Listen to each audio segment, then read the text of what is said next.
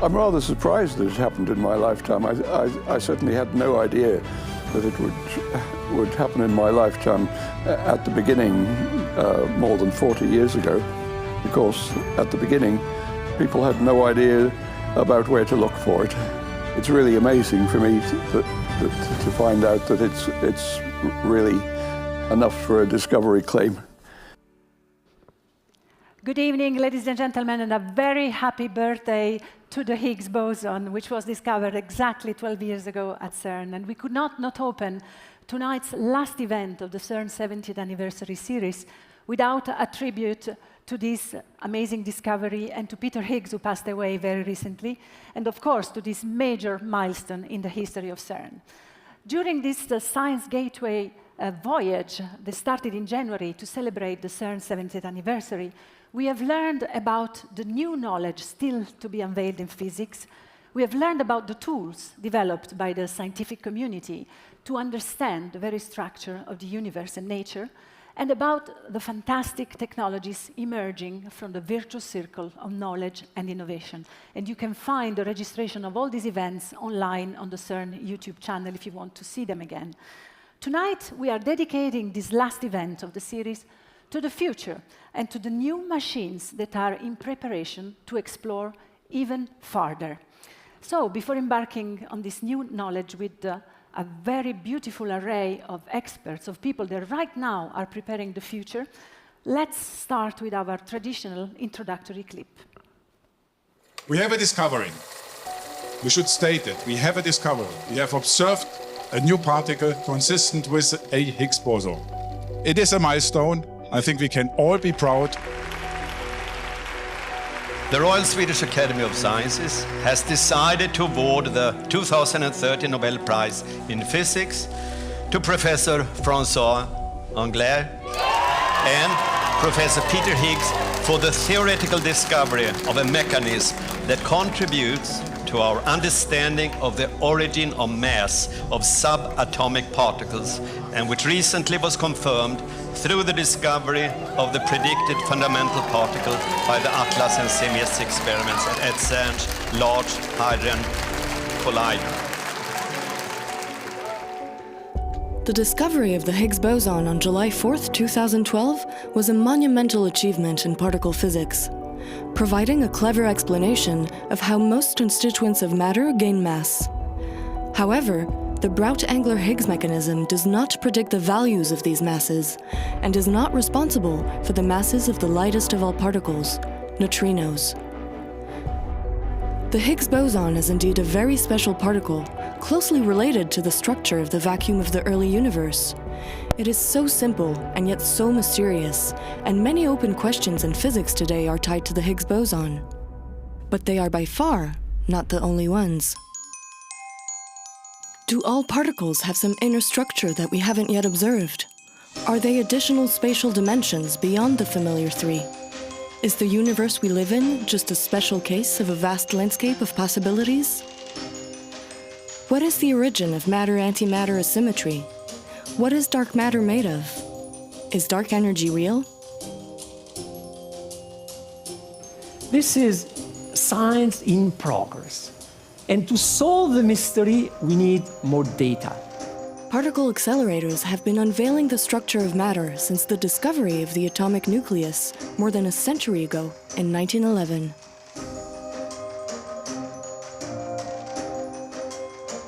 The general trend has been to build larger and larger particle accelerators because the scale of detail, of fine grain that you can detect gets smaller and smaller as the energy of the accelerator gets bigger and bigger.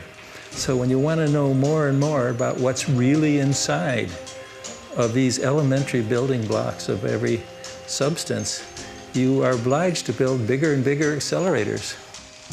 Accelerating particle beams is an exclusive technique to probe the structure of matter and understand the underlying laws of physics. In addition, the high energy densities achieved in particle accelerators approach those present in the primordial universe, fractions of a second after the Big Bang. The best tool that we have is particle accelerators. the unique feature of particle accelerators being able to give you all the parameters of particles that we want. It is the primary tool that we have. So is there a good reason to go to higher energy or different kind of accelerators? New physics can be accessed by increasing beam energy and by increasing the rate of collisions to maximize the probability that the particles of the counter-rotating beams interact. Currently, CERN is upgrading its flagship accelerator, the LHC, to know more about this very special particle. With the high-luminosity LHC, the potential for new discoveries will be expanded by a factor 10, allowing physicists to study known mechanisms in greater detail and observe rare new phenomena. The quest for higher energy requires larger and larger accelerators, with implications for the cost, energy consumption, and complexity. Currently, R&D efforts aim to reducing size, cost, and environmental impact through innovative technologies.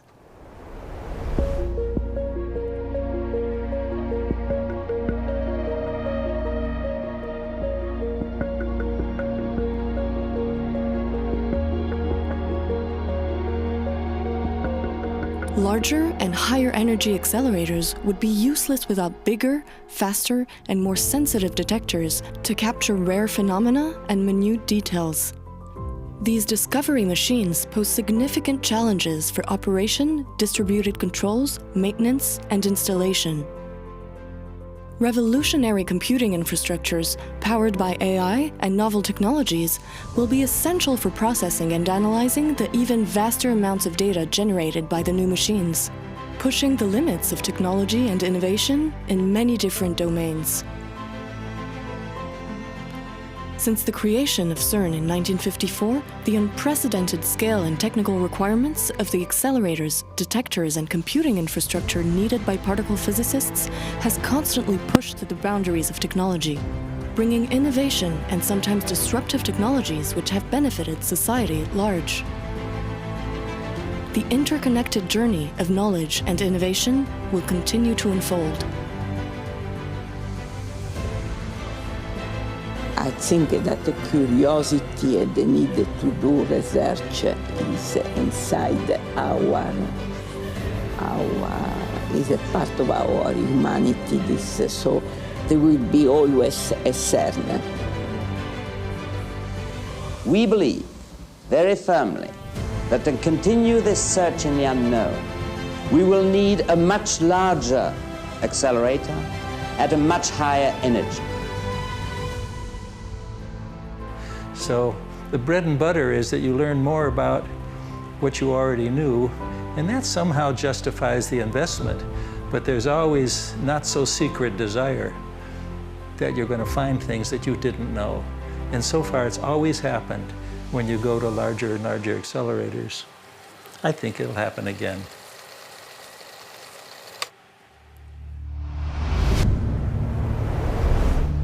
And as Donald Glaser said in an interview that I had the pleasure to give with him in 2013, the accelerators are the bread and butter of CERN. Right now, we are running the largest and most powerful one. It's colliding right now under our feet at the speed of light, protons. And with accelerator, we start. And I would like to invite on stage one of the experts in building and thinking about these machines, Professor Mike Seidel. Welcome on stage. Mike, this is your microphone and your clicker. So Mike Seidel is an accelerator physicist at the Paul Scherrer Institute in Villingen in Switzerland. He's professor at the EPFL and is the chair of the CERN Machine Advisory Committee, working right now on future accelerators. But before commenting on the CERN flagship project and before going into the future with the other speakers, we should start from the bread and butter, so on the use of particle accelerators. So thank you very much for this kind introduction. So let me comment a little bit on what we do with accelerators today. So on the screen behind me you see several accelerators. Actually, in the world we operate today more than 40,000 accelerators, but the vast majority of these accelerators are very small, compact, cost-efficient units that are used in industry and for medical applications. Larger ones we use then for research, for example, on material science, biology or research on condensed matter in a wider context, but really the largest and most capable accelerators we need for particle physics research. We need the high energy particles from these accelerators to study the smallest building blocks of matter and to study the origin of the universe. So it is incredible how these machines that were invented, as we saw in the film in 1911, to explore the structure of the atom, to understand if there was a nucleus or not, are now have a close connection with the infinitely large of the universe. Why are these instruments so unique? Yeah. When I address this question, let me use this very classical experiment that you see here behind us that actually doesn't use any accelerator. It's called the Rutherford scattering experiment. And Ernest Rutherford, that you see on the photo, and his colleagues, they used a radioactive source of alpha particles.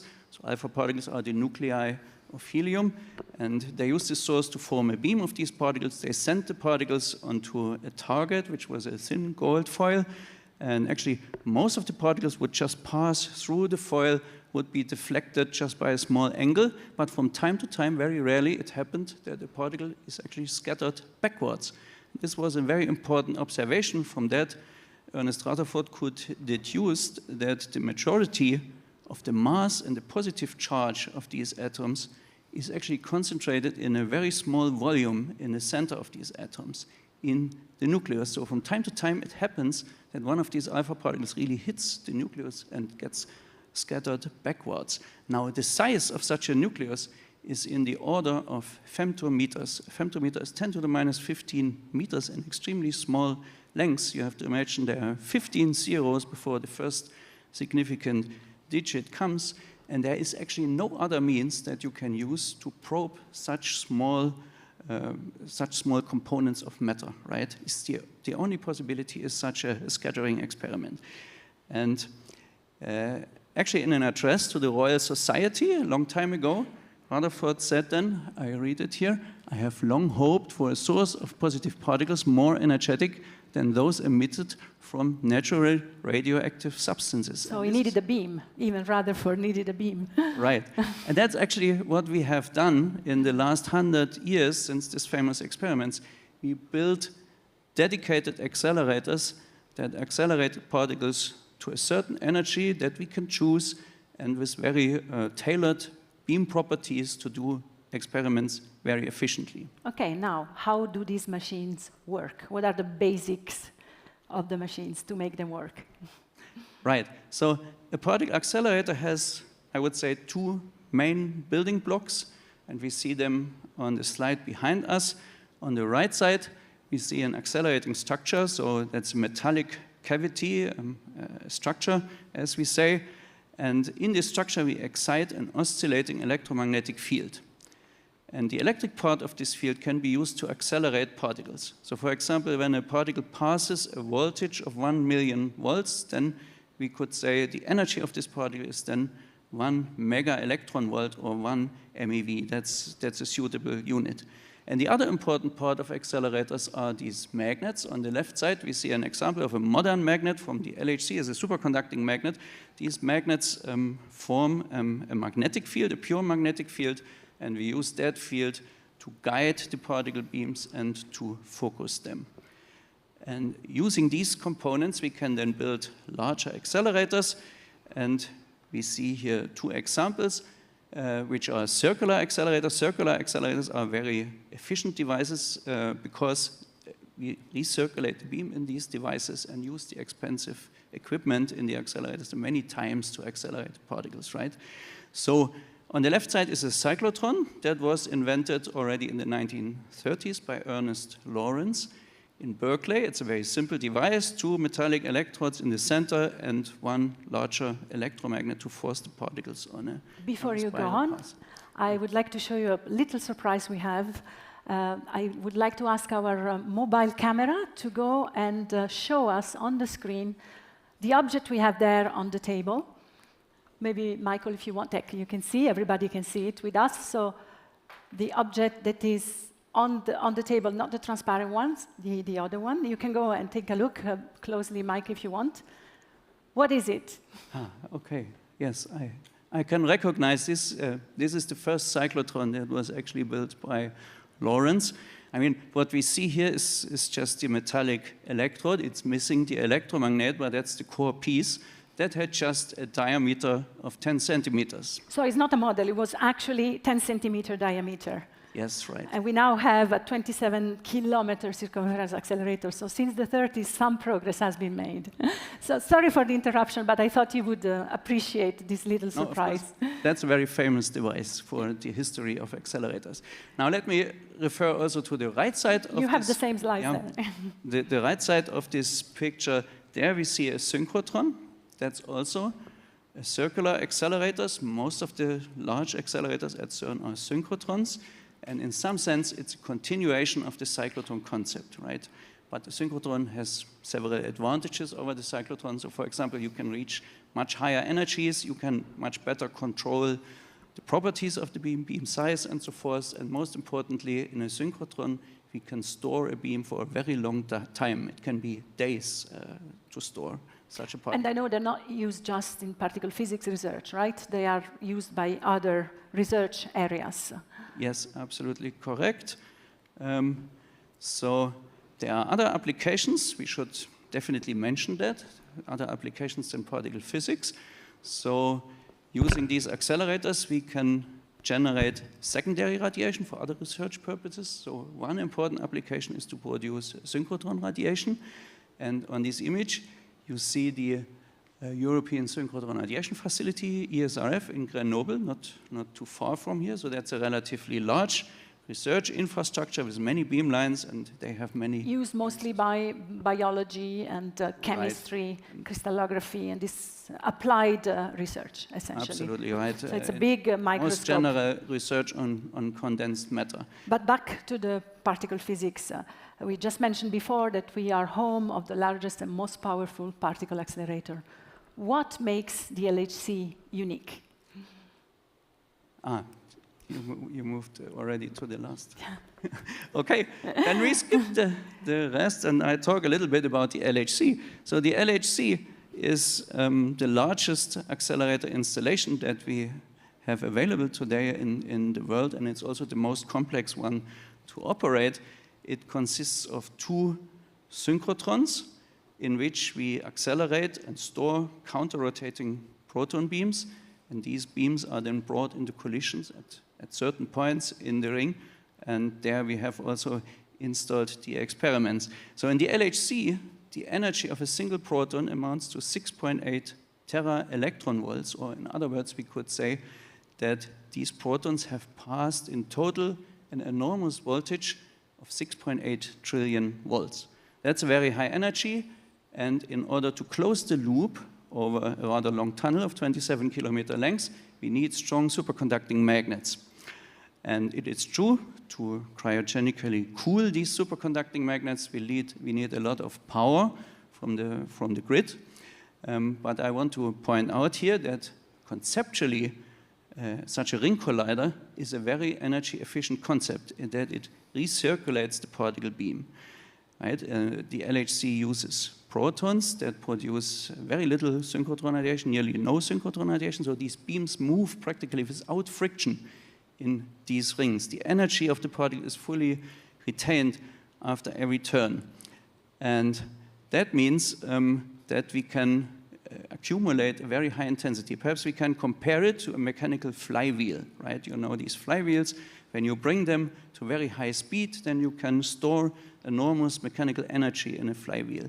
And translated to this collider, that means we can store here very high intensity in the beam, which in turn results then in a high rate of interesting events at the interaction points. So yes, we saw the smallest, you talked about the largest. Now, why larger and larger? Okay. Yes, I explained before that we have these scattering experiments, and in fact, the resolution, we have to go back perhaps. Yes. Yes, so the resolution of scattering experiments is improved. I mean, the smaller features you can detect, the higher the energy is of the particle beam. And so that's one reason to go to higher energy for the particles. The other reason is that we have collisions. Let me see if it works. It's an animation, actually. It should work. Let me try again. Yes. Yes, now it works. Okay. So that when we collide beams, we deposit a lot of energy in the collision. And if that is enough energy, then we can also generate new particles. And of course, it is attractive to concentrate more energy in these collisions, then we can produce heavier and heavier particles. So these are the two main reasons why there was always a push towards higher energy over the history of accelerators. And higher energy, in turn, means also a larger size, because when the beam has a higher energy, the bending radius in a magnet becomes larger, and that results in a larger size of these. So this last question to you will not be really the last, because we will have a Q&A session after the accelerator speakers have spoken. So there are 3 people on this part. So I welcome you to take a seat, stay with us. Thank you very much for this introduction, which links us very naturally to our next speaker, whom I hope is connected, because she's currently in Stanford in California. It's May Bai, accelerator physicist at SLAC, the Stanford Linear Accelerator National Accelerator, and she's Deputy Director of Science there, and she's also part of the Machine Advisory Committee. Here I see May. Hi, May. Thank you for taking the time. Hi, Paola. Talking to us from California. I guess it's sunny there because it's daylight right now for you. 9-hour difference. So thank you very much. We were just discussing with Mike Seidel, that you know very well, about why larger and larger. So the LHC currently has a maximum energy nominal of almost 14 tera electron volt. I would like to ask you, who are an expert, why can't we go higher with the LHC, and what's the challenge? Excellent question. This was a very enduring question for us as well, experts. Before I directly answer the question, let me first introduce a concept, or phenomenon, more or less, called the synchrotron radiation. We all know when, as Mike already mentioned to you, when you bend a charged particles, and his favorite accelerator is a circular. No doubt, circular is very efficient, but when you use the circular format, you bend the charged particles. It's a physics-wise will tell you that particles will emit a certain energy. And this is well known called a synchrotron radiation. And as we push for higher energy, these particles, both electrons and the protons, will start to lose a little bit energy, emit that energy in the form of X-ray. So we call synchrotron radiation. You probably, Paola, do we see the synchrotron radiation slide in the background? That's your first slide, actually. We do see it. Yeah, I can't see. I'm sorry. I'm so glad to be part of the event, and unfortunately, due to various schedules, could not be there in person. Yeah, so this synchrotron radiation is very strongly associated with the particle mass. The heavier the particle, the more energy it emits.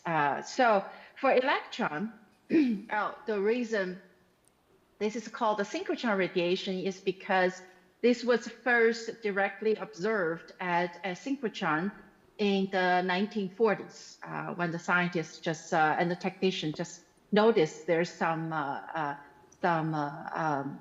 lights coming out of the GE synchrotrons.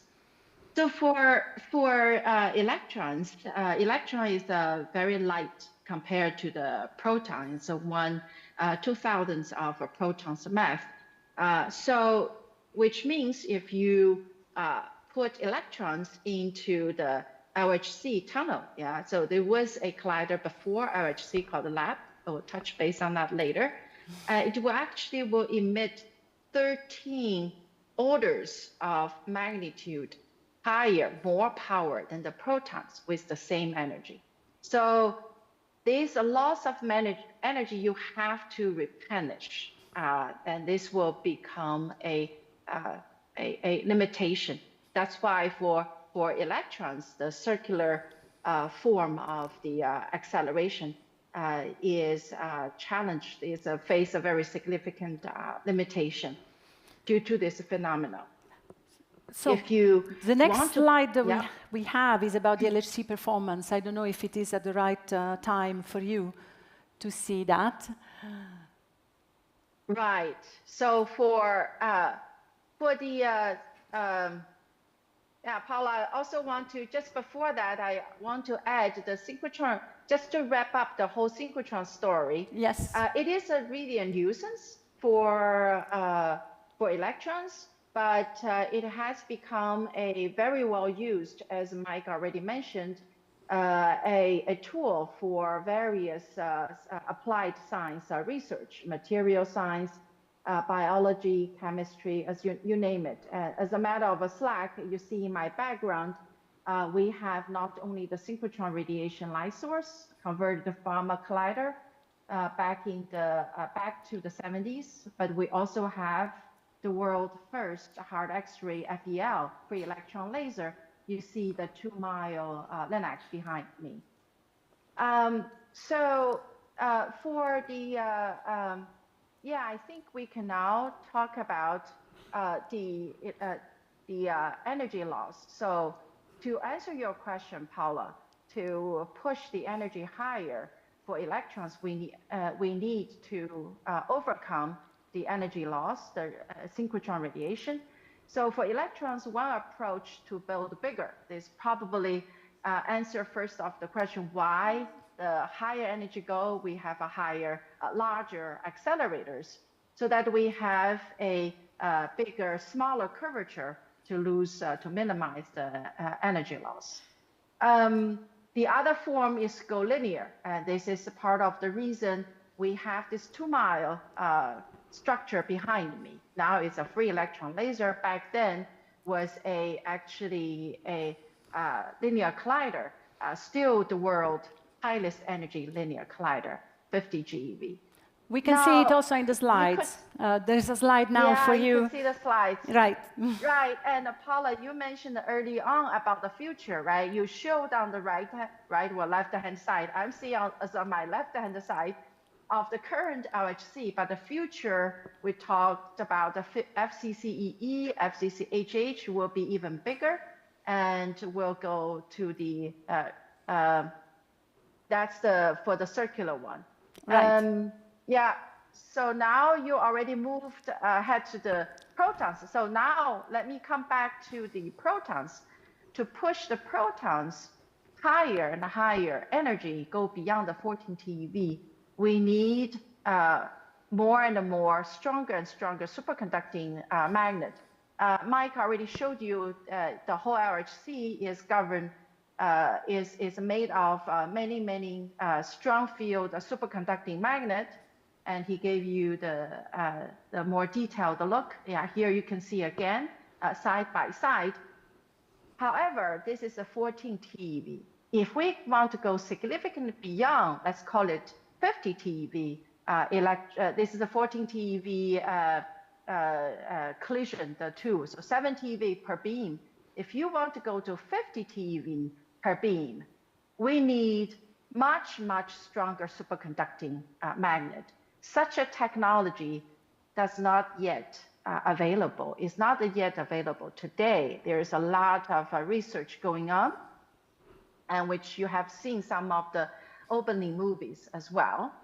And at the same time, operating such a accelerator, as also Mike pointed out, is a very complex system. It's the world's most powerful and the most complicated system to bring the particle to that energy to collide and at that high event rate. Because when you bring the two particles together, to beam together, they're same particle charge. They don't like each other. They expel each other. So in order to make sure you have higher and higher event rate for the physics needs, you also have to overcome a lot of other challenges as well. Exactly. You were, we were discussing about many other challenges in various areas. Can you name just a few? Yeah, so one of the ones is we're already talking about the collisions, right? So first of all, the collisions is when you bring the beam into such a state, the beam, each individual particles will experience very, very strong electromagnetic field, both from its own, right, in its own bunches, because if you see that, if you could follow the beam are not just continuous, they all bundled in a little clumps. We call them bunches. So they experience that very, very strong field because at the collision point, you want to squeeze them as tiny as possible, and then to see the other as tiny as possible spots. And both parts are moving at the speed of the light. So you have to have incredible sensors, we call instrumentations, diagnostics, and also incredible model understanding all these physics govern the motion of these individual particles, both individually and also collectively, so that we can have a controllable way to guide them to fulfill what we want for the physics needs. And then, of course, these machines are running 24 hours a day, 7 days a week, and several months in a row, right? That's another big challenge. Exactly. So what's behind is this incredible team, right? So this is a very complex system. There are thousands of, if not tens of thousands, components, systems. So to operate them, you need a very broad range of expertise and a dedicated staff. I think, Paola, you probably have the picture of the control room. That's right. The CERN control. Yeah, this is the wonderful picture of, and you can see how many monitors there and how many people are paying attention and how many, I want to say how many celebrations you notice on the wall of all the champagnes to celebrate. Well, when you manage to do difficult things, it's fair enough to celebrate, right? Exactly. So, Paola, I want to, one more thing to echo what Mike already mentioned, right? Going forward, the main challenge going higher energy is both in the construction, because we grow in size, both linear and both in circular, but also the power consumption. So the more research is really, deepen the research is really, really needed in order to have a breakthrough for a sustainable path forward for even higher energy colliders to explore the universe. Yes, and this is one of the specialties of Mike. Thank you for reminding me. Thank you very much, May. Bye. Please stay with us, because we have a Q&A session, and I already know there are questions for you from our remote audience who is following live on YouTube and on the CERN webcast channel. So you mentioned the control room. We have this nice picture here. The control room of all the accelerators of CERN, as many of you know, it's not far from here on the French side. And we went today there with two TikTok influencers, Ryan Curtis and Anthony Rachkovich, from the channel The Physics House, who are here in the audience. Thank you for playing the journalist role for us, to interview one of the LHC operators and to ask him about what's life like in the CERN control room.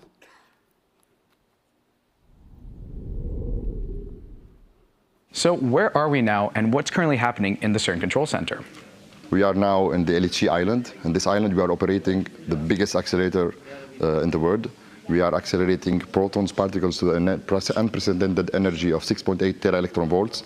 And this moment, we are colliding 2,352 bunches of hundreds of billions of protons per bunch, going into stable beams and colliding since 8 hours in 4 separate detectors, 4 separate experiments, where they're accumulating and studying all this output of these collisions now live, as you can see. What are some of the challenges of operating the largest accelerator complex as well as the largest particle accelerator in the world? This machine is a miracle machine. It's it's sitting on the top of thousands of instruments that are all interoperating to accomplish the acceleration of these beams and bringing them into collisions. It's true that we've been operating like this since 2008, but every year it's a different year. It's a challenging year.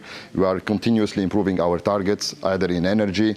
We have been increasing gradually the energies of the year. We are increasing the intensity of the beams colliding per year, and we are also increasing continuously the number of events that are collected by the experiments while we are doing collisions. So the biggest challenge really is that every single system is a key system, and they are all have to be working together to be able to reach these targets, as you can see now in the machine. So where do you learn all this, and do you like to work here? I definitely would love to work here. It's really a rewarding job. It gives you this sense of accomplishment when everything is bring together and achieving the final goal of this machine, which is colliding and delivering this new physics data to the experiments to discover better our world, our universe. And indeed, there's no specific curricula that will bring you here. It's a continuous process, learning process. We are engineers, we are technical engineers, we are physicists. There's a big mix of backgrounds in here. The key thing is that we are sitting at the top of this big system, and we have to have a big knowledge of every system and being able to react promptly to whatever is happening. And this is really a continuous learning process. And it's actually an electrifying atmosphere every day in the control room. Thank you, Ryan Curtis and Anthony Rashkovich, for this interview, and thanks a lot to Georges Trad for always being available, interrupting his work. So we've heard about how complex it is and how difficult it is to operate the current machine. It's now time to go to the future with the next speaker, next accelerator expert, Edda Gschwendtner. Welcome on stage, Edda. So you are the project leader of the Awake project. It's a completely new way of accelerating particles, so you're working already for the quite far future. But let's start from the closer future, and I want to ask a general question. What's the objective of future accelerators? What's the aim of future colliders in particular? Thanks, Paola. Thanks again for asking these questions also. I think you have heard it a bit already in the movies, also by Mike, but I think it's very important to repeat this answer again and again and again. So the aim of future facilities for high-energy particle physics is to provide energy and measurement precisions at a level which is not feasible at the moment. So this will shed light to the questions which are not answered yet from the standard model of particle physics. And there are two ways how we can pursue this endeavor. So one is high-energy colliders, which look then at scales which are not yet reachable at the moment. And these colliders can then produce new particles at very high masses, according to the theory, to the Einstein's famous formula, energy is equal to the mass. Right.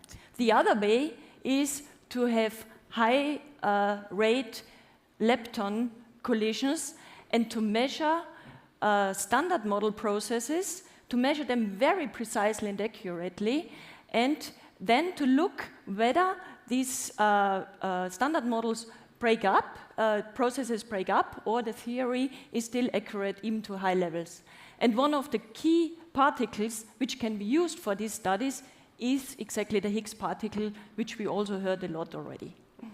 Yes, we heard a lot about how many mysteries this particle has opened up and the need for studying it better. We hear about Higgs factories. Can you tell us more about this? There's a broad agreement in our community now that the realization of a Higgs factory is the next step towards future facilities. So you see in the movie here, the LHC produces lots of Higgs particles, but due to the complexity of the proton-proton collisions, these Higgs particles, the nature of these cannot be measured very precisely. So the next step is now to have collisions with electrons and positrons. These are elementary particles. So we can measure the Higgs particle, we can produce the Higgs particle very precisely in a very controlled way. There are several proposals also for future accelerators in the reachable future. They could be either circular colliders or linear colliders. Let's see linear first. Let's start with the linears, indeed. So, there are two notable proposals for linear colliders. The one is the ILC, International Linear Colliders, what you can see here on the left, if you can see it, and the compact linear collider, which is called CLIC. The advantage of the linear colliders is that the electrons are accelerated in a straight line. So we heard already in the previous discussions, they are not emitting synchrotron radiation then. So another advantage is that these linear colliders could be extended and prolonged if we want to have higher energies. The challenge, though, is that these accelerators, in these accelerators, the electrons are passing through this accelerator only once until they are collided. Right. So it's very important to optimize the accelerating strength and also the efficiency. And in the CLIC detector, in the CLIC accelerator, they are using, they're working in a high frequency domain and have a very innovative two-beam scheme to optimize the acceleration strength and the efficiency. And in the ILC, they are focusing on the developments of superconducting radio frequency cavities to reach a strong accelerating strength. And the superconducting radio frequency cavities are also essential in the use of Higgs factories based on circular colliders. What about circular? Yes. So advantages, disadvantages. Exactly. So a proposal for a future circular collider for a Higgs factory and colliding electron-positrons is the so-called FCCEE, so Future Circular Collider for Electron-Positrons. You see here a sketch of this accelerator, and you see the huge circumference, so it's nearly 100 kilometers. And again here, this huge circumference now mitigates the limitations which we would have again from the synchrotron radiation when we accelerate electrons to high energies. Another advantage of this circular collider is that one can have high rates with higher rates per grid power units. And also in the circular collider, you can have several detectors installed, so 2 or 4 detectors. So accelerating now electrons and positrons in the circular collider can now produce Higgs particles, and they can be measured at a very high precision, much better than in the LHC, with high statistical data and also very precise energy measurements. What if we want to go higher, even higher in energies in a circular collider? Yeah, you see in my slides here, there's just a small change, and I'm not sure whether you even saw it. Then we move on from FCCEE to FCCHH. Of course, it's much more difficult to really go there. So this is already in the longer time scale. There is the proposal to repurpose this accelerator for a hadron collider. And this is the same strategy which we have done already here at CERN. So we repurposed the Large Electron-Positron Collider and used this collider then for the Large Hadron Collider.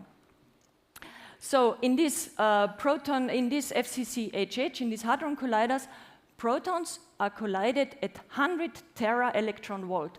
So this is nearly a factor 10 more than what we have currently in the LHC. So this higher energy now opens new frontiers for discoveries, and there we can look at phenomena which are beyond our theoretical framework. Sounds very promising, but what are the challenges? Yes, it never goes without challenges, of course. And we heard that already a bit from May's presentation. We need to have magnets which are able to bend these particles around the ring, these very, very high energy particles. And the magnetic strength which we need is 16 Tesla. So in the LHC, we have up to 8.3 Tesla, so it's a factor 2 more now what we need. The developments are on superconducting magnets, and they are promising candidates which are based on niob-3 tin or also emerging high-temperature superconducting magnets, and they could even go to higher, to 20 Tesla. So of course, the development of these magnets needs still quite some time, but this can be done in parallel of the, during the operation of the FCC electron-positron Higgs factory, so that this technology is then ready once we are moving on to the FCC HH collider. So this is how to go larger, right? Indeed. But there are other ways than going larger, and you're the perfect person to talk about those. New approaches, new concepts. In the 1.5 minutes we have left, can you condense your answer? Yes. So there's one proposal, and this is for the feasibility of muon colliders. Muons are really cool particles because they are also elementary particles, but they are 200 times heavier than electrons.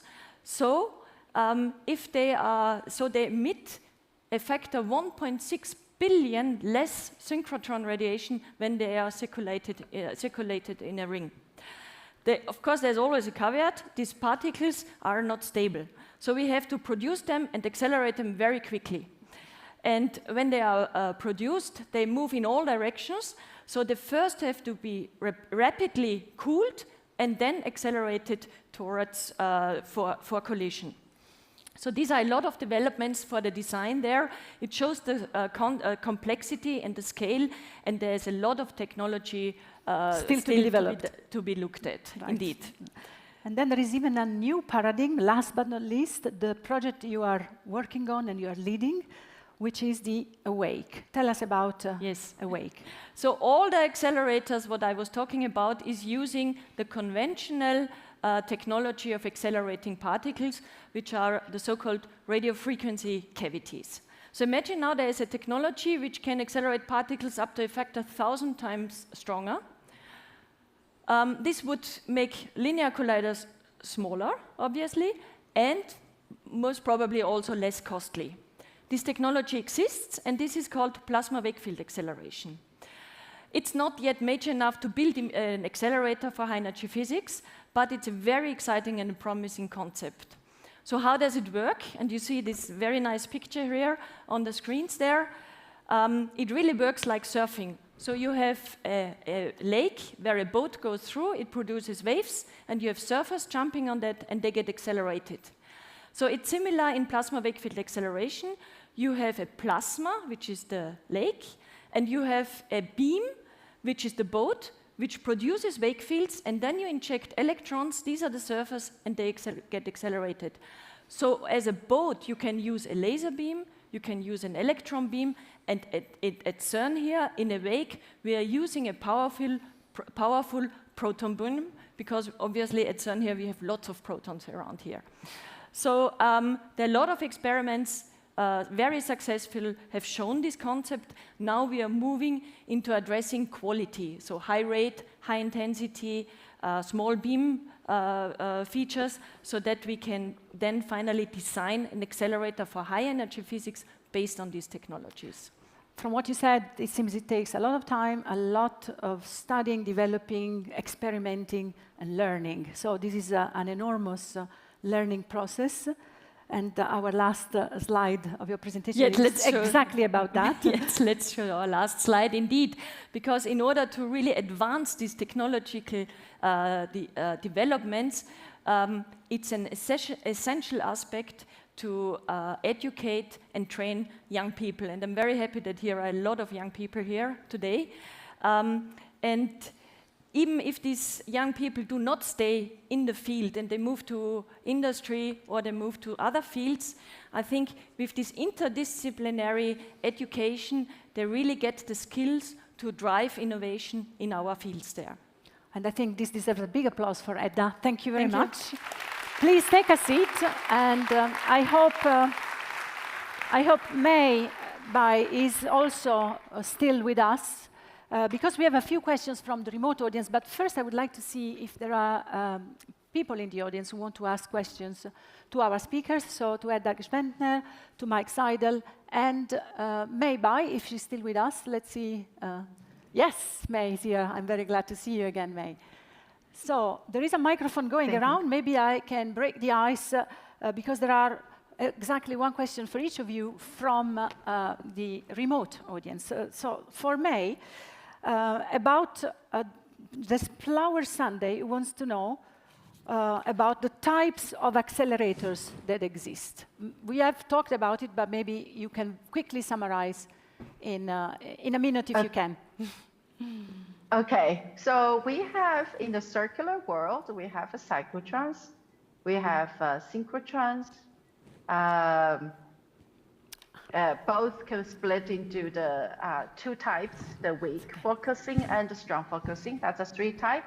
And we have the linear accelerators. We also have the linear accelerator with RF cavity, as well as with the induction LINAC. So in general, we have overall these four types. And then Edda already mentioned the plasma, a emerging concept. Once this is worked out, this will be the fifth and the sixth. Thank you very much, May. Is there anyone in the audience? I cannot see very well with these lights. Yes, please. Thank you. Hi, I'm a student. So my question is regarding like MAN's project, because as we know, there was a project already they developed like to work with the collision of a neon beam. So as far as I know, it just stopped like out of nowhere. So I really want to know why this project like got stopped, and because it was like the beginning of such a big, exciting sort of accelerator, like the beginning of it. So I would like to know if you found out something there, or what happened with the MAN's project. So you're talking about the MICE project in the UK. So that is what you mean? Yes. Yeah, well, I saw those papers which came from CERN regarding like the MICE collaboration. So I just wanted to know what. So MICE was the muon ionizing cooling experiment in the UK, and indeed. This was several years ago a project there to demonstrate already this cooling, or what I was talking about. So to give the particles to take out the transverse momentum so that they're not spreading around, and then to have them only traveling in one direction there. So they completed essentially their program, what they at the end then planned. So they have shown that they can take out this energy through the transverse energy, and as far as I know, what still needs to be done, and the next step is now the accelerating part there, so to give back then the energy only in the longitudinal direction. And thank you for your question. There is one from the internet from Mike. So how much energy do accelerators need altogether to have an effective collision? And this is from somebody by the name of Mitzman11. I guess it's an internet name, but it's a real person asking this question. So, yes, I understand. That microphone is not working. No, don't touch it.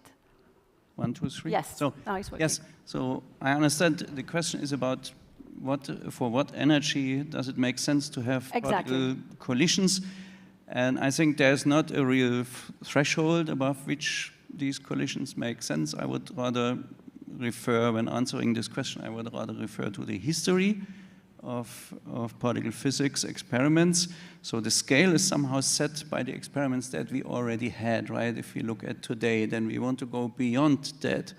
And when we consider that, the highest energy that was ever achieved with electrons is in lab. That is about 100 GeV per beam, whereas for protons have no synchronization, we go higher. It is the present LHC, so that's 6.8 tera electron volts. And the next step should be significantly higher. So with electrons, we should go beyond 100 GeV. So the Higgs production, for example, is a little bit higher. And for the proton accelerator, I think Edda already commented about that. It should be a significant factor higher, the next collider, for example, 50 TeV per beam. And I think also May commented already about it, yes. Thank you, Mike. Do we have another question from the audience? There's one hand raised there. Just having a look if there's another question on the other side, but I have seen some hands here. So, yeah, I just wanted to ask about the Awake project. If you succeed in working out all these challenges, what would be the maximum energies that you think will be achievable in a linear collider based on this principle? Yes. So for the energy, what we can achieve depends on the plasma density. It goes directly of the plasma density. The densities what we are working in Awake, there we would like to have on average 1 gigavolt per meter. So then you can calculate. It depends then on the length of the plasma, how much energy we want to have.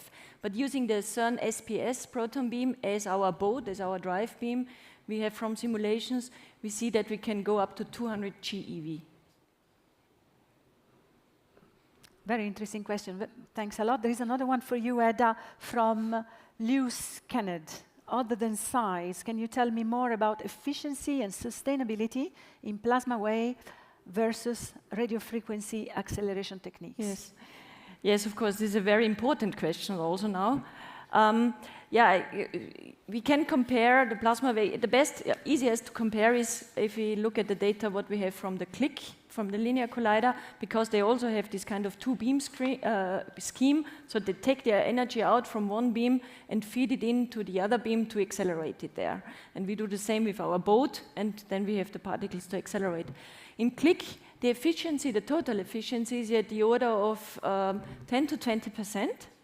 And if we use an electron beam as a boat, as our drive beam, we also come already to these levels there, but there are a lot of efforts now going towards to increase these numbers even and go up to 40%.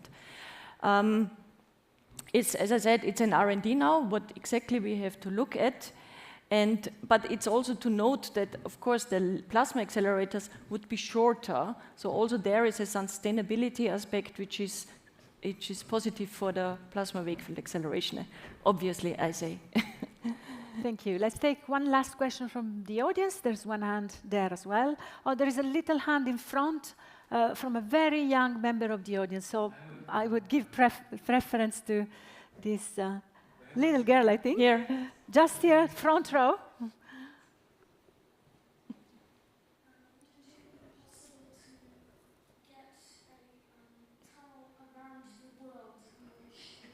Fabulous. This is typical kids' question. Mike, you answer. I let you answer. An accelerator as big as the planet. That's a dream machine, I guess, right? Of course, that's something you can calculate on a piece of paper, right? What energy you could get. We would get an enormous energy, but probably we cannot pay for it, right? It would be too large. What would be the answer, May? It's very important to dream, because one day dreams, if we don't dream, dreams will not happen. But if we dream, one day they may happen if we work very hard. What do you think, May, of this very interesting question? Yes, indeed. Actually, she touched upon a concept called the globotron. Fermi already proposed many, many decades ago. So, I think you will become a physicist, and on this wonderful note, we can close this section on accelerators. Thank you very much, May Bai from Stanford. Thank you, Edda. And thank you, Mike Seidel. That was a very interesting voyage. Thank you. And ending with a big dream. Thank you very much for that question. So now we are ready to talk about another types of machines that are absolutely necessary to make sense of all the collisions from particle beams. These are detectors, the eyes to see and measure the invisible, and the new phenomena created inside the collisions. And we would like to start this voyage with Werner Riegler. Werner, welcome on stage.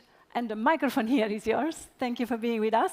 You are experimental particle physicist at CERN. You've been through all the LHC experiments, basically. You're expert in LHC detectors, currently technical coordinator of the ALICE experiment and leader of the studies for the FCC HH experiments. That's amazing. So let's start from the very beginning once more, because history is always helpful to give the context. How does the story of measuring the invisible start? Okay, so let's start. What we do in experimental physics in general is to follow the advice of Galilei, who said we should measure what can be measured and make measurable what cannot be measured. This is what we're doing in general in experimental physics, but also in particle physics, of course. We should keep in mind that experimental particle physics is only about 100 years old. We saw already from Mike this scheme where we find out about matter by doing scattering experiments. Mike already explained the accelerator, which in this case here is a radioactive source. But here we see the particle detector. If you look the alpha particles that are scattered here on this gold foil, they are hitting this zinc screen, and you see little light flashes. So Rutherford did this scattering experiment by sitting in a dark room and looking at the position of these light flashes. So at these times, particle physicists would have to sit in dark rooms for hours and hours and count alpha particles. Fortunately, there were a few very nice inventions in the last century. We are no longer sitting in dark rooms nowadays. We don't sit in dark rooms anymore. So we have here a few important detectors that were used in the last century to detect particles. What you see on the left here is the so-called cloud chamber. This was used in the first half of the last century, where a particle moving through the detector is simply leaving a trail of little droplets, and you can simply take a photograph of the particle track. Okay? So what you see on the left here is the discovery of the positron in 1933 by Anderson, a very important discovery with this technology. In parallel, what you see in the middle, these so-called photographic nuclear emulsions were developed. Here, the particle tracks are simply leaving a trace in a photographic film, and you can make them visible in this way. The picture you see here is the discovery of the pion and the muon in the late 1940s. And then on the left, you see the bubble chamber. This was invented by Glaser in 1950, and this was a very important detector from 1950 to the 1980s. These were very large volumes of liquid that is in a superheated state. And again, when particles would move through, they leave little bubbles behind, and you can take a photograph of this particle track. What you see here is the discovery of the Z boson in 1973 at CERN, a very important discovery that was done with such a bubble chamber. Now, you may ask, why don't we use these detectors anymore? And the reason is that with this bubble chamber, you can take about 10 pictures per second. Okay? You can record 10 collisions per second. Now, the LHC that is operating below our feet here, it's colliding 1 billion protons per second. Okay? So there's no way with the bubble chamber to do this, and this is why there's a lot of new technology that has been developed in order to measure no at this very high comparison. rate. No comparison, yeah. Still, they made Nobel discoveries, those bubble chambers and cloud chambers as well. So yeah, nowadays we use fully electronic detectors. You see here the schemes of the 4 large detectors at the LHC. So what we do is we have around the collision point many layers of electronic detectors. When particles are moving through, they leave electronic signals in all these detector elements, and then with computer reconstruction, we can again find back these tracks.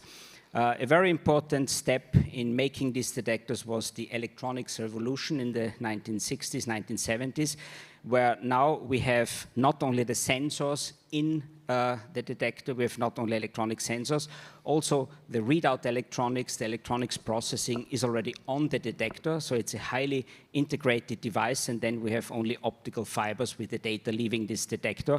And with these assemblies, we can now take really these billions of collisions per second.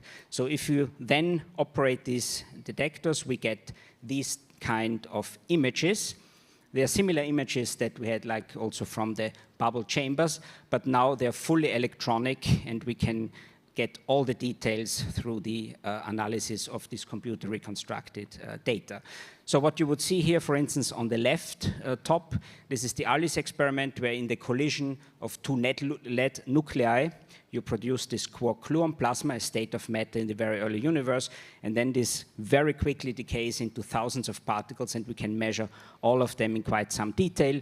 You see on the top right an event from the ATLAS detector where a Higgs particle was produced, and this Higgs particle decays into 4 muons.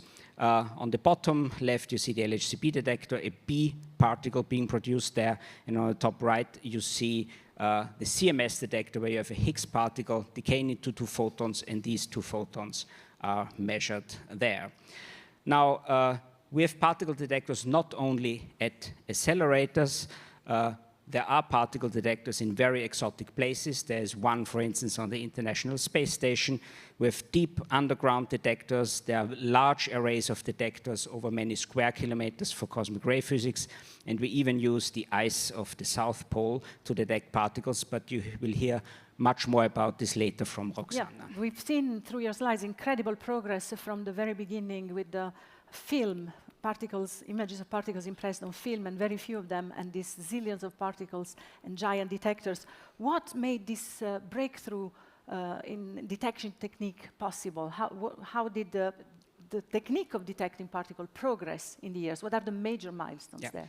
So as I said, the major milestone was really the development of these fully electronic detectors, and nowadays the full integration of detectors and readout electronics inside our devices. I just want to show you here one slide that I also show our students, many of them, our summer students are here today, to say that the development of new detectors is very important in order to make progress in physics. In physics, in particle physics, we have many different specializations. We have theoretical physics, we have people who do the data analysis, but I just want to show you here, these are very eminent figures that are famous and got Nobel Prizes just for the invention of a detection technique. So there's Wilson for the invention of the cloud chamber. There's Marita Blau, who invented these photographic techniques. There's Donald Glaser, whom we saw in the interview before, who invented the bubble chamber. And on the right, you see George Sharpak from CERN. He developed in the late 1960s the first fully electronic particle detector, and he also got the Nobel Prize in Physics for this invention. So the invention of new techniques to detect particles is really important if we want to make progress in science. Yes, this one last question for you before the Q&A later on is we hear about many particles. We hear about protons, electrons, but also the Higgs boson itself, bosons, quarks, pentaquarks, antiquarks. How do we make sense of this zoo of particles and how the detectors measure and see them? What do they see? Yeah. So this is a question that's often asked, and just by chance I have a slide here to talk about this. So here you see a particle detector with many of these tracks, and people ask, how do you know what it is? You just see many tracks. How can you distinguish them? So the standard model of particle physics that we talked about a lot, the most fundamental theory we have, consists of 13 particles that are seen in this scheme. Now, if these 13 particles would simply fly through our detectors, it wouldn't have taken 100 years to discover the standard model. The problem is some of them are very short-lived, and especially the quarks that you see on top, they don't come in a single piece. They always pair in 2 or 3 or 5, as you said. So what we see in our detector is actually what you have on the right, a zoo of different particles that were discovered in the last 50, 60 years, and it took quite some time to see the underlying pattern to find out about the fundamental standard model particles. Now, it's even more complicated than that, because all these particles you see there, they live only for a very short time. Most of them almost decay instantly, and there are only a few particles that really fly through our detectors, okay? All the other ones, we can just see them by reconstructing their decay products and their kinematic relations. So we have these particles here, there are about 8, that are really seen in our detectors, and this is why we have many different subsystems in our detector. There's a cross-section here of the CMS detector. And these particles, they have very different properties. So by having different types of calorimeters, tracking detectors, muon system, we can distinguish them, measure them precisely, and then from all their relations, we can infer the properties of these original particles produced in the collision. As a last slide, I just want to show you one more exotic aspect of this. These particles, they interact in the detector, and this is how we see them. Now, there are some particles in the standard model that do not like to interact, like the neutrinos, the 3 you see on the bottom here. They have such feeble interaction that if they're produced in the collision, they will never interact in our detector, so you might think we cannot see them. But here we use a trick, which is called momentum conservation, to still see them. Because if we collide 2 protons, okay, the total momentum of the system is 0, because there are 2 protons just head-on. And because momentum is a conserved quantity, also after the collision, the sum of all momenta of the particles has to be 0. So if we sum up the momenta of all these particles that are produced, and we are absolutely sure we have no hole in our detector, and if we see a big missing momentum, we know that we saw a neutrino. So we have a trick to see particles that didn't even interact. Yeah. Yes. But we will have also later on a few more examples. Yeah, there will be more examples about the neutrinos. For the moment, thank you very much, Werner. And take a seat here, stay with us, because I'm sure there will be questions for you. So let's keep going into the detectors theme, and I'm very glad to welcome on stage somebody from Fermilab, the United States, senior scientist and detector R&D expert at Fermilab, but also in the CMS experiment, Dr. Petra Merkel. And we want to take a look inside detectors. We have the example of CMS, but many of the detectors at the LHC are done this way. And look at something that is a sort of a revolution as well, silicon. Right. Thanks, Paola. Yes, so I would like to dive a little bit deeper into one specific technology, which is really ubiquitous, and it's at the heart of our detectors, both literally, because they're usually placed in the very center around the beamline, where the collisions happen, but also figuratively in a way, because they're at the heart of our physics program. They're really key to everything we do. And you can see here a sketch of the HLLHC upgrade in CMS. So that's the detector we are currently building that we will install in 2-3 years. And you can see both at the heart of it, in the very center in blue, you have classical silicon strip and pixel detectors. But we are also adding a dedicated timing detector made of silicon. And then even in the forward region, we have high granularity silicon calorimetry that we will add for the first time. So what's the secret of this ubiquitous material? Yes, so silicon is everywhere, and you all have seen it and used it every day, pretty much. It's in all your phone cameras, it's in computer chips that are being used in anything that's intelligent, in any machine. It's also in medical devices like X-ray CT scanners, for example. But in particle physics, we use it really everywhere, so I wanted to just briefly explain how they work. This is a sketch looking from the side to the side of a silicon sensor, which is roughly 0.3 millimeters thick from top to bottom, so very thin. If you apply a high voltage here from top to bottom, you will deplete this material because it's a semiconductor. You will basically create this material in the center, where if you have a charged particle crossing through, it will cause ionization. So it means it will knock out electrons from the atoms in the silicon lattice. And so you will create basically these electron-hole pairs. And since you have a charge from top to bottom, they will drift to one side or the other. So electrons will drift to the one side and the holes to the other. And then on the top, for example, here you have these aluminum electrodes that can be strips or pixels, and the charge will eventually be read out there as a current. And so you know where the particle actually crossed the detector.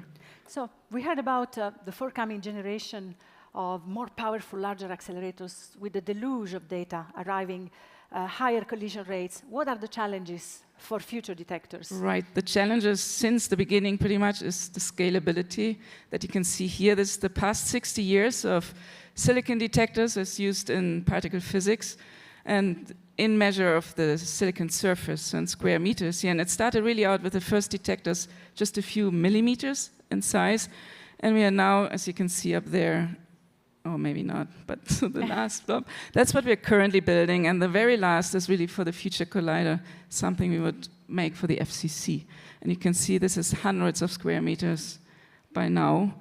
And here you can, right now, just an image of the current silicon detectors at the LHC from all 4 experiments.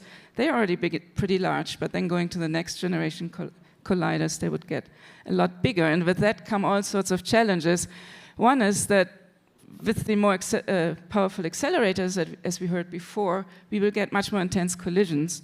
And so we will get much larger data rates per second, but also the overall data volume is much higher. And so one thing we are striving to do right now is to make our detectors actually more intelligent. And one concept is shown here. This is for this current CMS upgrade for high Lumi. You see one single silicon module on the right-hand side. The silver shiny thing there in the middle is the silicon sensor. And then it's surrounded by the readout chips and so on. And on the left, you see a sketch where you can define, if you have 2 very closely together spaced sensors, and you have a particle crossing, you can actually tell the readout chips on the outside to make a selection on particles that curve a lot or that go pretty straight. And with this way, you can actually select on the momentum of these particles directly on the detector and then filter out only the interesting ones. Another way to do this, and that's for future colliders perhaps, is to bring actually machine learning and artificial intelligence directly into these readout chips and do even more sophisticated physics-motivated selections that way. So how will future detectors look like? Yeah, so this is one that's actually not that far in the future. It's currently being built, or let's say they're in the process of building it. They're just finalizing all the R&D in the Alice experiment. And you can see one here on the table to my left. This was our let me just second prop. Put just please, one introductory sentence here. Yes, please. So one big challenge is to have very high spatial resolution, very close to the collision point. So the detector layers that are just around the collision, and they need to be as massless and low in mass as possible, because so they need to be basically transparent to the particles that fly through them. Otherwise, you would divert them, and they would fly in other directions, and you would not be able to reconstruct anymore what actually happened at the collision. And so one way to do that is from going from these previously shown very complex silicon modules with the readout chips on the outside and a lot of mass to support the silicon and to read it out, to this very homogeneous detector that you can see in this image. It's a very thin, paper size basically, and paper thin silicon wafer that you can actually bend into the shape you want it in. And the readout chips are already integrated in the sensor itself. And as you said, we have the piece here with the PhD students from the ALICE collaboration who is working on that. That's your thesis, Isabella. Sanna, welcome on stage. Do you have a microphone? Okay, great. So, no, can you please connect Isabella's microphone? Thank you. Prova. Okay. Ecco. Thank you so much for having me. Thank you. So this is your PhD thesis. Yes. Wonderful. So Explain to us. Yes. It's amazing. It's a paper-thin detector. So as Petra mentioned, ITS3 will consist on new ultralight wafer-scale, truly cylindrical layers that will be based on monolithic active pixel sensors. And this is a big change if compared to what we have at the moment and to what is a typical structure of an inner tracker. So what happens usually is that we have several small chips and that we tile them up all together in order to mimic a cylinder that surrounds the beam pipe. This is exactly around the beam pipe at a collision point, right? Then, very close to the collision point. What we want to achieve is really a truly single piece of silicon that can cover a half layer of our detector. So if we have 3 layers, our whole detector will consist only of 6 of these sensors. I have here a model. Yes. Yeah. This is a model of what the ITS3 will look like. And as you can see, and what is already shown by Petra, is that we have 3 layers of bent silicon. So what we do is thin down the silicon to 50 microns, and this will make them flexible. So it will be possible to bend them to the target ready, as you can see here, and they will be held in place with this carbon foam, which is this black material. And you can have a look at it, and it's super light. Super light, yes. Much lighter than you would expect it to be. Okay. Unexpectedly light. There is another piece here. Yes, yes. Because in order to achieve this, well, there are several innovative developments that need to be studied. One is the bending, as I already mentioned. Then another innovation is the fact that, well, for both these chips, we are using monolithic technology, but the innovations here is that we're going to a different CMOS imaging technology, which is the 65 nanometer node, meaning that we will have a smaller feature size, so a higher integration density, and this will also allow us to build larger wafers. So what I said before is that we really need a wafer scale sensor. And this means that, I mean, this is not exactly easy in the sense that in a typical CMOS manufacturing, you are limited in the dimension by the reticle size. This is what happens, for example, for this chip, which are 2 times 3 centimeters around. What we want to achieve is around 28 times 10 centimeters. So really, the dimension really of a wafer. So in order to achieve this, there is a new technology, which is called stitching. And that allows us... developed specifically for this object. Yeah, it's the first time that it's being used in high-energy physics. And this technology basically allows us to overcome the limit on this reticle size. So this looks like a single piece, but in reality, it's many small Exactly. squares. If you look at it stitched closely, together, but they look extremely smooth. I don't know if you can see from the camera, but basically there are many matrices, I think so. all stitched together. And you can see from it that it's also flexible. So when will you defend your thesis, as they say? Next year. Next Beginning year. of next year. You have a year to complete this new technology for the Alice inner tracker. Thank you very much, Isabella. Thank we you. keep going with the last slide of Petra. Right, so Still just from CMS. yes, just to show you a little bit the extremes with which we are now building silicon detectors. This is the other extreme. This is not at all low mass. This is trying to get as heavy as possible.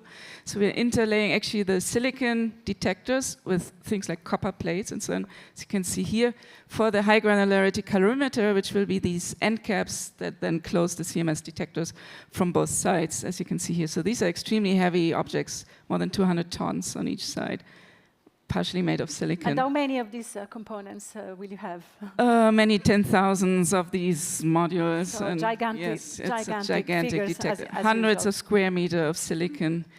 And then the last challenge, finally, is the timing that I mentioned. So the last detector we are also building now for the first time is dedicated to fast timing. And fast, we mean we can dissolve something like 30 picoseconds.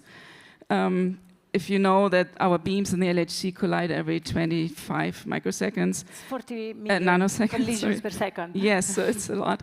And if you see in the plot on the right here, this is basically how many collisions we get with each of these bunch crossings in the LHC. So there can be 100 or more of these collisions at the same time. And if you only can dissolve them in space, you have many of them overlaying. Basically, that's the y-axis. All those would be bunched together in one point, and you could not distinguish them. Now, if you introduce this timing measurement, in addition, you can actually pull it apart in that dimension and distinguish all these different collisions. And all this will be in place when?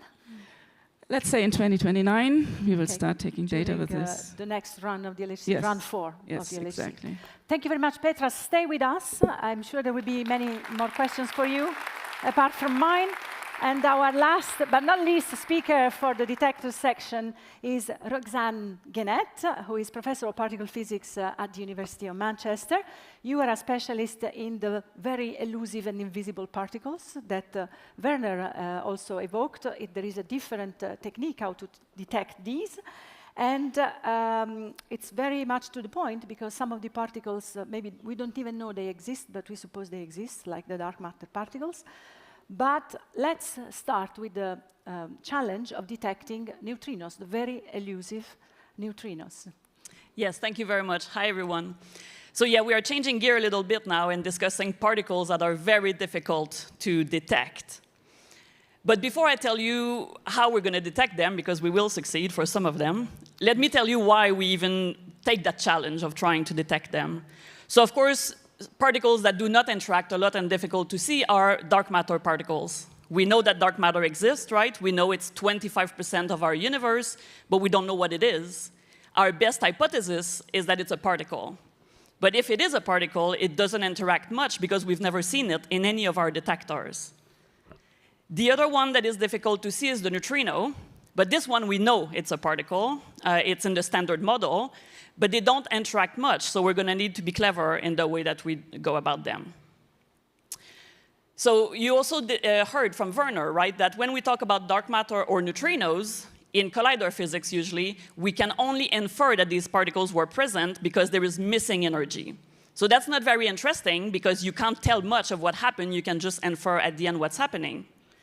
So how would we go about and detect a dark matter particle? Well, there is a direct way of doing this, and it's basically hoping that if you have a large detector that has a lot of tiny atoms in there, and because we know that dark matter would be everywhere in the galaxy, sometimes these dark matter particles will enter the detector and bump into one of these atoms. In the same way that when you play pool, when a ball comes in and hits the other one moves. The movement coming from the dark matter particles that moves the atom is what we look for in our detector. This is possible to detect. There are other ways, however, to detect dark matter that are complementary, and because this is one of the biggest mysteries that we have, we really want to go after all the ways of detecting dark matter. Another way is that if dark matter isn't everywhere in the galaxy, as I said, sometimes these dark matter particles will interact and produce some normal particles. And if you have a detector like the satellite, the AMS that Werner showed on the International Space Station, maybe they see some weird excess of events that they cannot account for with the normal astrophysics. And then the last part is, of course, at colliders, because if you produce a lot of mass, a lot of energy at the center of your collision, you can produce dark matter particles. They will fly out of the detector without being seen, but if you can find missing energy that cannot be accounted for by the standard model, then you can say that you potentially saw dark matter. And that's one of the challenges of the LHC, just Yes. trying to find these particles. What about neutrinos now? Yes, so neutrinos, as I said, we're lucky because we know they exist and we know that they are a particle. But if you wanted to detect a single neutrino and make sure that you would see it in your detector, you would need 1 light year of lead. Okay, that's a lot. It's not practical. There is no way we're going to get funded to build a light year. 9 trillion kilometers. Exactly. It's so long, so big that I don't even know the conversion. Bigger than the Earth length accelerator that you wanted. Exactly, so not possible. That's not the way we're going to do this. However, we're quite lucky because neutrinos are very abundant. So they are produced in different places. For example, you see here at the bottom, they can be produced in cosmic rays.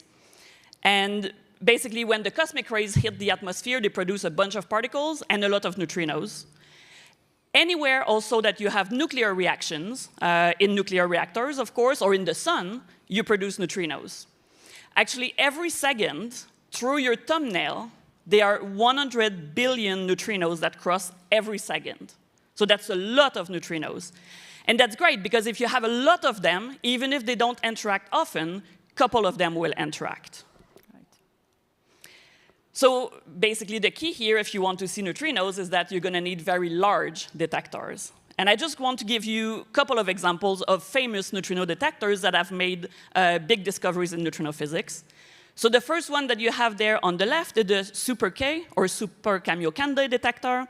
This is located in Japan, and this is the experiment that discovered that neutrinos do change types. This is something that we were not expecting, because in the standard model, it was not predicted. So it was a very big surprise. And in this detector, you can see it's 50,000 tons of water. And the diameter of this detector is 40 meters, so it's very big. Then we have the SNO detector. SNO stands for Sudbury Neutrino Observatory. So this is one that was located in a mine underground at Sudbury in Canada.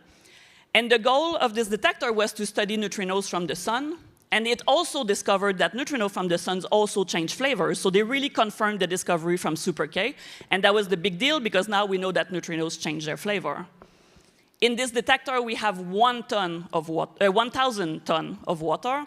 And the diameter of this plastic sphere in the middle that is holding that water is 12 meters. And the last example I want to give you is the Brexino detector that was located in Gran Sasso in Italy, also underground. And this one is dedicated to understand neutrinos that come from the sun. It was 300 tons of liquid scintillator, and this internal sphere where the action is happening was 8 meters. So you can see that those are quite large. They are enormous. Are there any bigger ones? Yes, so these detectors that are studying neutrinos from the sun or from the atmosphere, they look at quite low energy neutrinos. But now let's imagine that you would like to detect a neutrino that comes from a super powerful source in the universe. Like, let's imagine a huge galaxy that has a big active black hole in the center, producing a lot of very energetic particles, so very high energy neutrinos. If you want to detect that, you're going to need a detector that is at least 1 kilometer. We cannot build a detector from scratch that is 1 kilometer long. So what we do is we use nature as the medium for the interaction of the neutrinos. So our colleagues in the ice cube experiment, they decided to use the ice in Antarctica. So they have this very large area of kilometer cube of ice. When neutrinos go through, they will interact and produce particles that will go through these kilometers. So what they had to do is to dig 2 kilometer long holes in the ice and deposit different photon detectors. You see them here in the bottom. So these tiny photon detectors everywhere will be able to see the flash of lights when the neutrinos goes through. You have an example here of what an image looks like from the ice cube detector. All of these are flashes of light. But then you may not like the cold. Of the South Pole? Exactly. It's not very easy to go there. It's quite cool, but yeah. You have to go there for like 8 months, and you're stuck there, and you cannot move, you cannot leave. So not everybody wants to do this. With minus 50, minus 70 yeah. Celsius. Yeah, you need very good coats. So the other experiment that is doing this is CM3net. And here they're using the Mediterranean Sea. So a much better weather for... Warmer. Yeah, and actually it's probably one of the best sites if you want to do particle physics next to the sea. So here they also use the same principle. You use that big amount of water, and you have these long lines, also kilometer longs, with all these little photon detectors. And when neutrinos interact, they produce very similar interactions like you saw on the left. But one cool thing when you do an experiment at the bottom of the sea is that there is life over there. And actually, very deep in the sea, you have these bioluminescent animals that produce light. So these type of detectors can also do biology. So we're really in the multidisciplinary era. Particle physics and biology at the same time with the same tool. Yeah, it was not obvious that we would do that before, but it's great. So these are current detectors for neutrinos. I'm sure there are future detectors projects also in this field. What will they look like? These look already very big and very, very smart and cool. Yeah, exactly. What will future neutrino detectors look like? Yeah, because everything that I've shown you up to now detects these flashes of lights when particles go through. And it's great to see flashes of light. You see an example there, and we can learn a lot. And actually, we've made a lot of discovery with these flashes of light. But there is a new technology for neutrino physics that also for dark matter that we would like to develop even further for the future, and those are noble element detectors. So noble elements, if you know your periodic tables, are the ones that are at the end in the last column. And basically, we have argon, we have xenon there. And the reason, I don't have time to explain you exactly how these detectors work, but the reason we like these type of detectors is that they produce very high resolution images. I will show you just in the next slide. But keep in mind, remember when Werner showed the bubble chamber events? You could see all the tracks of the particles. So noble element detectors can do that as well. I give you just briefly 2 examples. We have the protodune detector, which is a demonstrator for the Dune experiment, deep underground neutrino experiment that I'll say a word after. But you can see here these large detectors, and you have like a lot of wires that are going to be used to image. They are like cameras for the interactions. You can also have a gas xenon. The right one is the next experiment located in Spain. But I promised you that I would show you images produced by these detectors. So here on the left, you have a liquid argon detector called Microboon that was located at Fermilab, taking data from an accelerator neutrinos. And you can see the two neutrino events there. So you can see you have the neutrino that comes in, it interacts, produces particles. So the top one, you see the shower with a little stump that is a proton coming from the neutrino. In the bottom one, it's the same exact type of neutrinos, an electron neutrino that has interacted. It came in, produced the same shower, but then also other particles. So the fact that these two images, which both come from an electron neutrinos, are not the same, is exactly why we want to image things with a lot of details, because now we can really see what the neutrinos are doing and understand them even better. On the right, you have another example of images that comes from the next experiment, which is gas xenon. And here they're looking at electrons coming from very rare decays that could tell us something about the nature of neutrinos. So it's somehow a way to see the invisible directly. Exactly, and now we can really see it, so it's amazing. But for the next generation, we haven't seen dark matter yet. There is still a lot of questions that we need to answer about neutrinos. So what do we want to do for the future? Well, we want to go bigger and better. So we've heard that, actually. Accelerators want to go bigger and better. Everybody wants to do it. So where are we in our field? Right now, the detectors in dark matter that are using liquid xenon or liquid argon, they are about 5 tons. We want to go 10 times bigger for the next generation. We want a 50-ton liquid xenon detector. And an example is the XLZD collaboration that want to build this liquid xenon detector that is about 2.6 meter by 2.6 meter. In the case of neutrinos, because we are at a much higher energy, we are even more ambitious. We want to build a 40,000-ton liquid argon detector. Where? We want to build that in the US, in a mine underground. Did you say when or where? You already know where. Yeah, I know when and I know where. It's going to be at about 2 kilometers underground in a mine in South Dakota. It's going to be studying neutrinos that are produced in an accelerator at Fermilab, and they're going to travel for 1,300 kilometers before they are detected in these 4 modules of liquid argon, 10,000 tons each. These are the largest noble element detectors ever built. So it's going to be a challenge, but we're going to get there. Just one module, to give you an idea of scale, is 70 meters by 20 meters by 20 meters. So they are really big. We are practicing to build this here at CERN. This is the same image I showed you already. We have this detector that is that has been taking data. The protodune. Yeah. Right. So this is where we want to go. We have a plan for this. We still have a couple of things to check along the way, but we're talking that by the end of 2020, so in 2029, we're going to start taking data with the Dune experiment. But we know that we may not discover everything with this generation, so we want to plan ahead just in case. Or even if we discover dark matter tomorrow with the detectors right now, we want to study it properly, right? So we are planning already ahead to make things better. And of course, we're working on everything, right? We want to make even better image, like things with smaller resolution.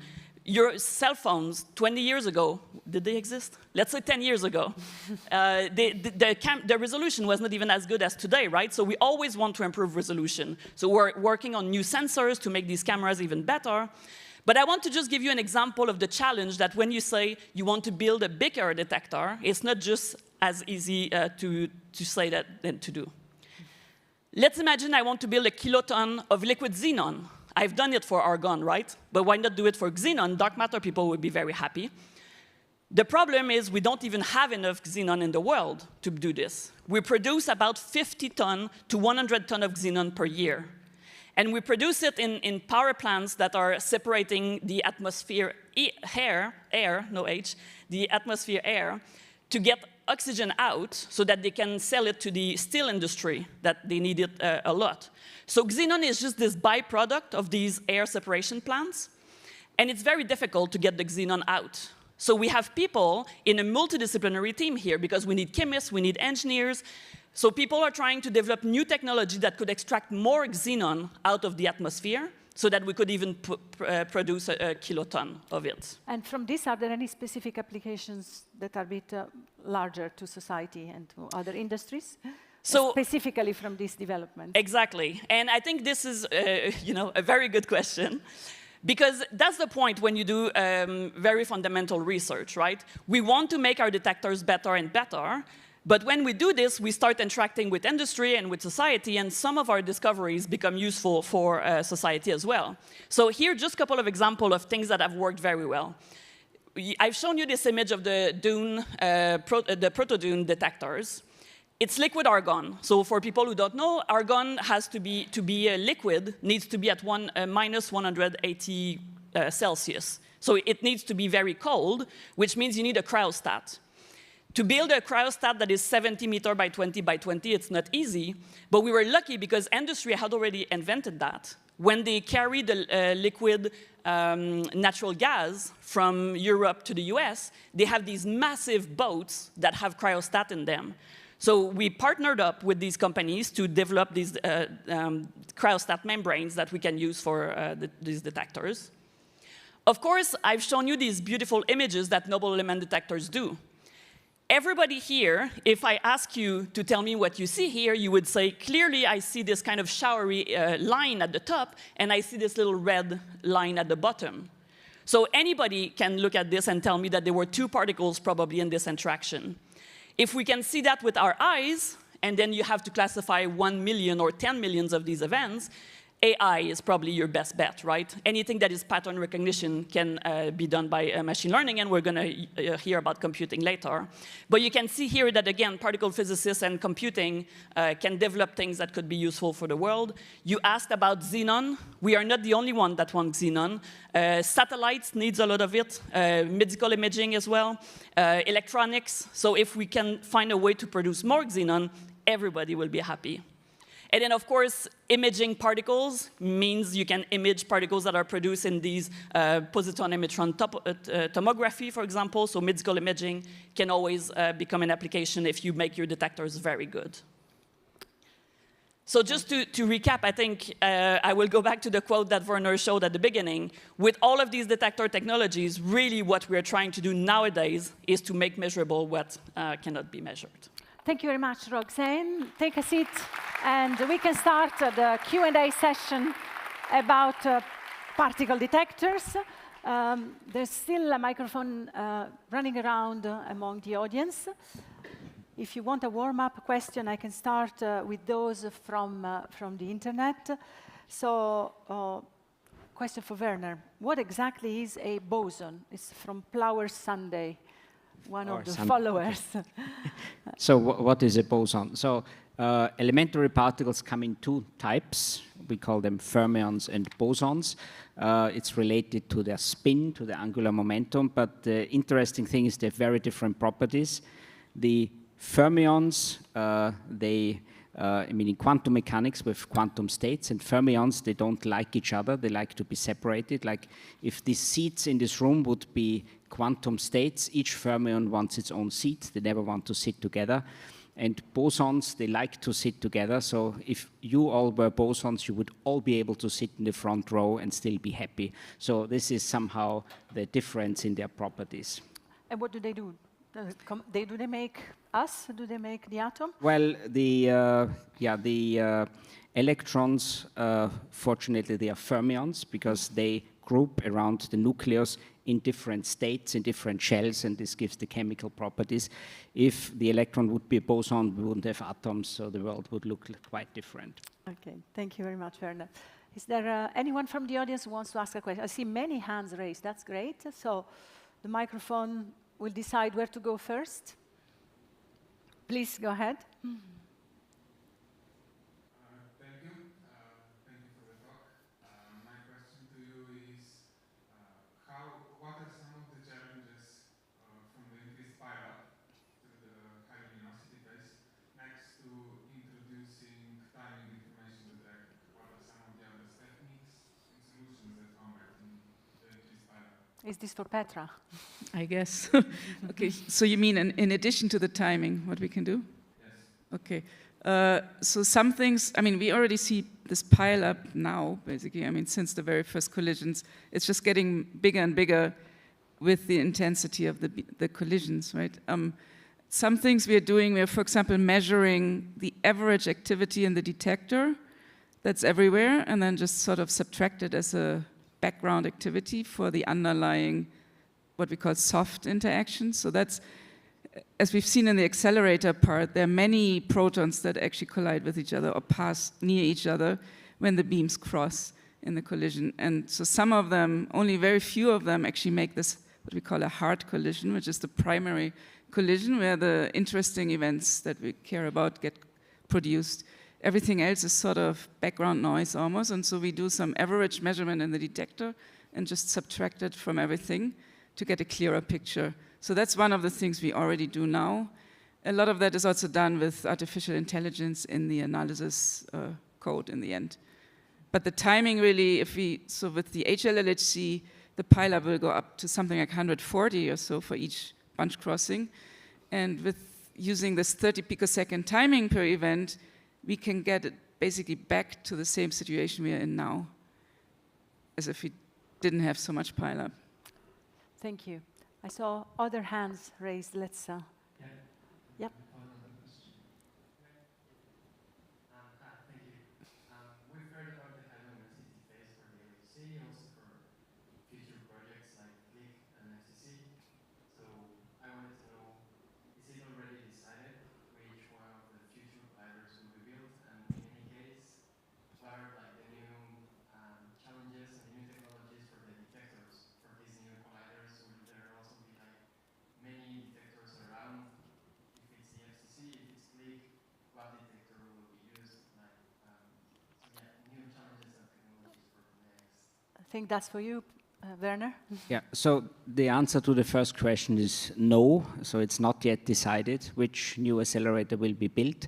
And depending on which accelerator, the detectors have to be very different. If you have a new hadron collider, you have an enormous rate, okay, then radiation hardness, high rate is the big challenge.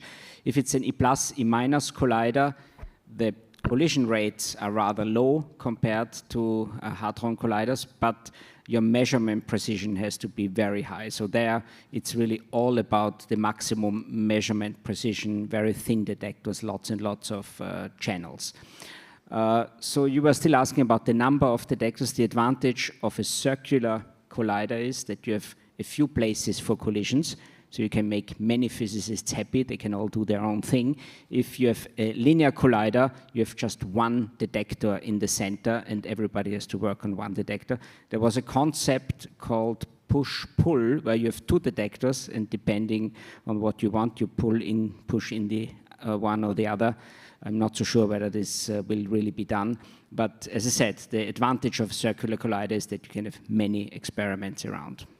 Thank you. Next one.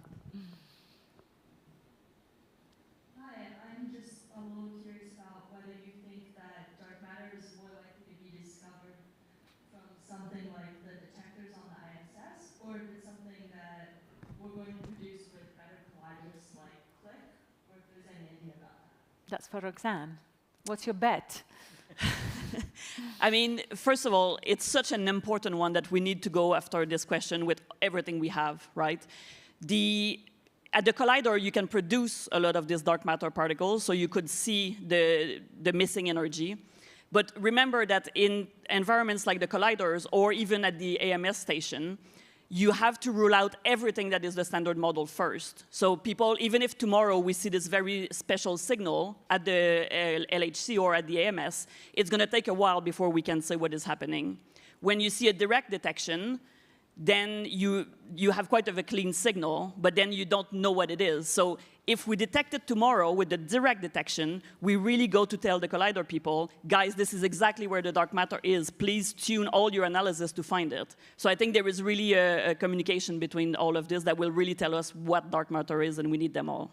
Maybe can I briefly add? So there's a plot, we don't have it here, unfortunately, but on the x-axis you have the mass of the dark matter candidate, and that's like 90 orders of magnitude across.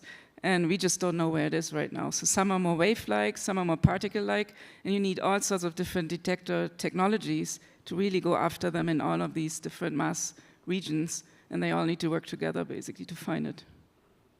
Thank you for such an interesting question. Let's take one more, because we are quite late with the schedule.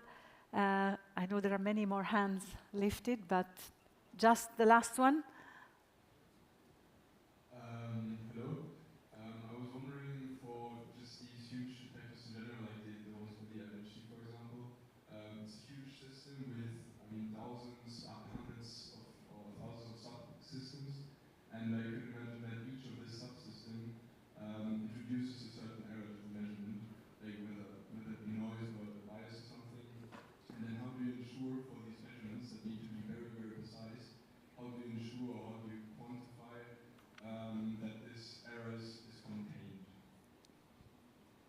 both of you. I can Petra start, maybe. first. Okay. So first of all, you're right. So for each of these sub-detectors, we have developed what we call calibrations. So we can, for example, inject a signal that we very well know and then see how we measure it. And with this, correct basically the response of our detector. And we do that for each subsystem. And then we have also physics channels that we call like the golden candle. So it's something that we know very, very well, very precisely, and we can measure it with a detector and see how precise we actually measure it compared to what we expect. And with that, we can also adjust basically our measurement. Do you want to complete, Werner? Are you happy with that? So everybody's happy. Thank you very much for your participation, Roxane Guenette, Petra Merkel, and Werner Riegler. We have to keep going with our last session. So as you have seen, accelerators, detectors are necessary. They have to work together, but without computing, physicists wouldn't be able to do their nice discoveries. So the next session and last of this event is devoted to computing. And I would like to start with Cristina Botta. Welcome on stage. Physicist, Experimental Physics Department of CERN, CMS experiment co-leader for the new next generation triggers for CMS that are there to prepare for the deluge of data from the high luminosity LHC. Welcome, Cristina. Thank you, Paola. And so we were discussing before in the news, it was in the news that CERN capacity for storage has passed the threshold of 1 million terabytes, which is the exabyte domain. So this is very challenging. This is storage. What are the challenges of the data acquisition for the high Lumi experiment for the LHC that you are working on? Yes, so I start with the current experiments at LHC. Right. And when LHC perform at its peak, as we have already mentioned before, there are more than 1 billion proton-proton collisions that happens every second inside the biggest detector like Atlas and CMS. And there's actually no way that we can read out, collect, and analyze all the detector data for all these interactions. And even if we could, most of these events would not reveal the new phenomena that we are interested into. This is because the event rate is dominated by low energy glancing proton-proton collisions and not really heads-on energetic collision that produces the particles in which we are interested. So for this reason, we need a trigger that operates online in real time to select the events in which we are interested. For example, events where there is a production of a pair of top quarks, the heaviest particles of the standard model, or of course, events where we produced the Higgs boson that was discovered only 12 years ago, so there's so many things that we still have to learn about it, or events where we could see these elusive particles that Roxane were talking about that could explain dark matter. But also, for calibration, as it was just mentioned, we need to select a certain amount of events that we know very well. For example, events where there is the production of the Z boson or a W boson. These particles were discovered at CERN in 1983, so they are quite well known at this point. So we need our triggers to reduce the event rate down to thousands of events per second. And this is pretty challenging, especially because the collisions of bunches of protons in our detectors happen with a frequency of 40 millions per second, which means that we have only 25 nanoseconds between one interaction and the other. So there is a new wave of particle that is produced and crosses our detectors even before the particles of the previous collision have left it. So we have to store data into pipelines that can retain and process many information from many different interactions at the same time. And in order not to confuse from which event a particle comes from, we have to have detectors with very good time resolution. And the millions of electric channels from all the sub-detectors have to be fully synchronized such that we can identify them as coming from the same event. And I'll give you some example from the CMS detector. So the CMS detector has a two-layer trigger system. The first system operates at the highest rate, 40 megahertz, and has to reduce the event rate to 100,000 of events per second. Only at this rate we can read out the full electronic channels of the CMS detectors. This means that the level 1 trigger can only use coarse information from the outer layers, those that are less crowded, the calorimeters and the muon chambers, in order to search for interesting sign of potential new physics. For example, large deposits of energy in an unusual combination. The level 1 trigger is composed by custom electronic boards that are equipped with the FPGAs. These are the the field programmable gate arrays, which are very complex electronic devices, but that we can reconfigure after manufacturing using high-level programming languages. Therefore, we can implement into them algorithms that are reconfigurable to search for this type of simple sign of interesting physics. The events that are selected by the level 1 trigger then has to go through the high-level trigger. The data acquisition system for the high-level trigger has to collect, aggregate, and synchronize all together the data from all the millions of electronic channels to build the full event. The full event is then sent to this computing farm, which is made of more than 30,000 cores, and these PCs have to perform a much more complex physics test to reduce the event rate further to these few thousands of events per second that I was mentioning before. For example, they would search for a track in the inner detector that is matched to hits in the muon chambers to say, oh, we have muons, or to spot deposits in the calorimeters that is not matched to a track in the inner tracker and say, we have photons, and so on and so forth. Of course, these algorithms have to run very fast, within hundreds of milliseconds, to sustain the throughput of data that comes from the level 1 trigger. So this is what's happening right now. This is what's happening right now, and despite this data reduction, CMS is storing tens of petabytes per year, and this is where combining data of all the detectors, we arrive to what you were mentioning before. So it's going to be a big headache to go to the next stage. Indeed. How do you go to the next stage? Yeah, so we have been talking about pileup. Indeed, so we have several theoretical indications that tells us that new physics beyond the standard model should appear at the energy scale that we are probing right now. But after 10 years, more than 10 years of running of LHC, ATLAS and CMS detector, which are there to search for these direct signs of new physics beyond the standard model, didn't find it. So there's something that we really have to understand better about this energy scale, and therefore we need a large statistical power data set. So for this reason, the high luminosity LHC that was mentioned many times tonight will run at higher event rate, 7 times higher than today, to allow the experiments to collect a factor 10 more data and dig deeper into this energy scale.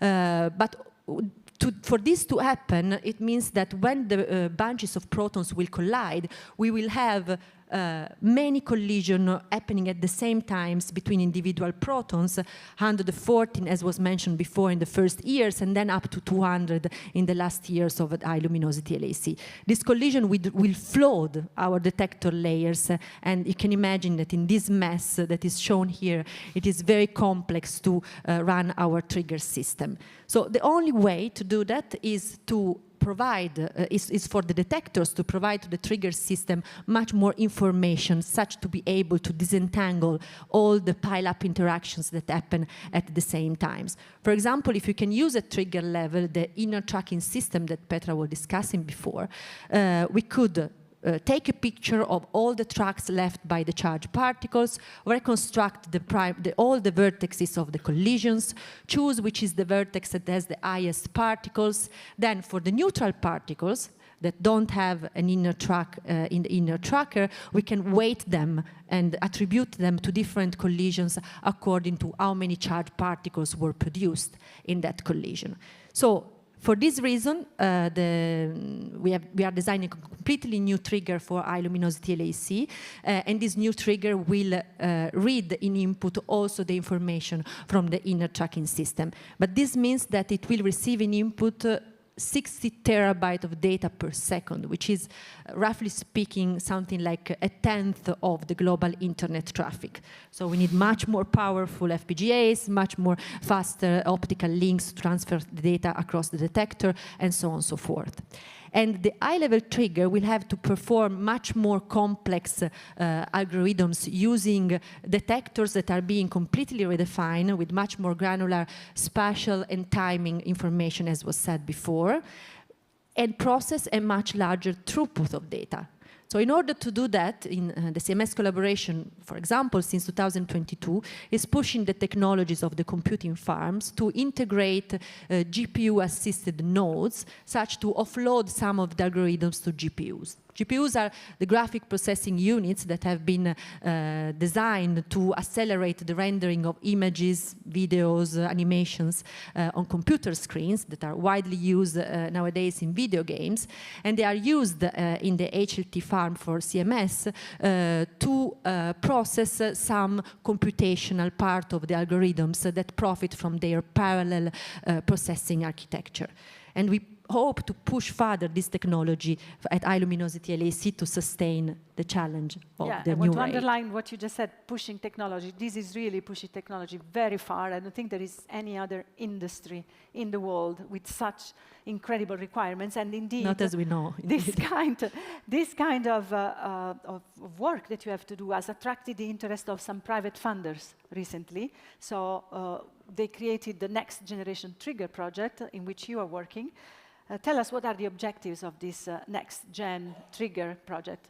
Yeah, so as I mentioned, the Atlas and CMS detectors will be upgraded to face the high luminosity LAC challenge. This means that we'll be able to perform the same physics searches that we are performing nowadays, but with a much higher interaction rate, collecting a much larger statistical data set. But there's still one question that remains, which is, what if the events that we are searching for do not look like what we thought, and they are actually buried under the huge amount of background noise that we are throwing away? So everything that you throw away might contain big discoveries. Exactly.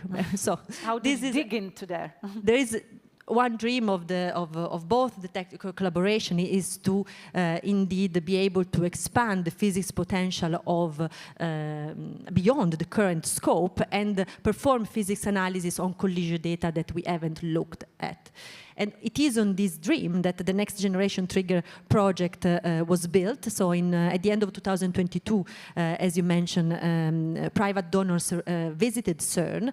And after that, CERN, in collaboration with the Atlas and CMS collaboration, have submitted a proposal to the Eric and Wendy Schmidt Fund for Strategic Innovation. We received the donation, and on this donation, we are building this project. So this project is a 5-year project with the goal to accelerate computing, engineering, scientific ideas for the Atlas and CMS, but then it will be benefit also by other experiments, of course. On one side, leveraging on the usage, of course, of artificial intelligence technologies, not only on large-scale data analysis or event reconstruction, as we are already doing, but really embedding it in the detector electronics. So ultra-fast, low-latency machine learning inference will be an extremely important ingredient for the next-gen trigger project. And on the other end, we were really to push the technologies for the heterogeneous computing, as I was mentioning before, with accelerators like GPUs, but not only, and improve the performance of the GPU-equipped software for the detectors, but also use these technologies not only for the trigger system, but also for event generators and higher order theoretical computations that, of course, are extremely important when we think about designing analysis for high luminosity LAC. This looks very futuristic. Thanks, Christina, for taking us into the future. Please take a seat. There will be questions for you as well.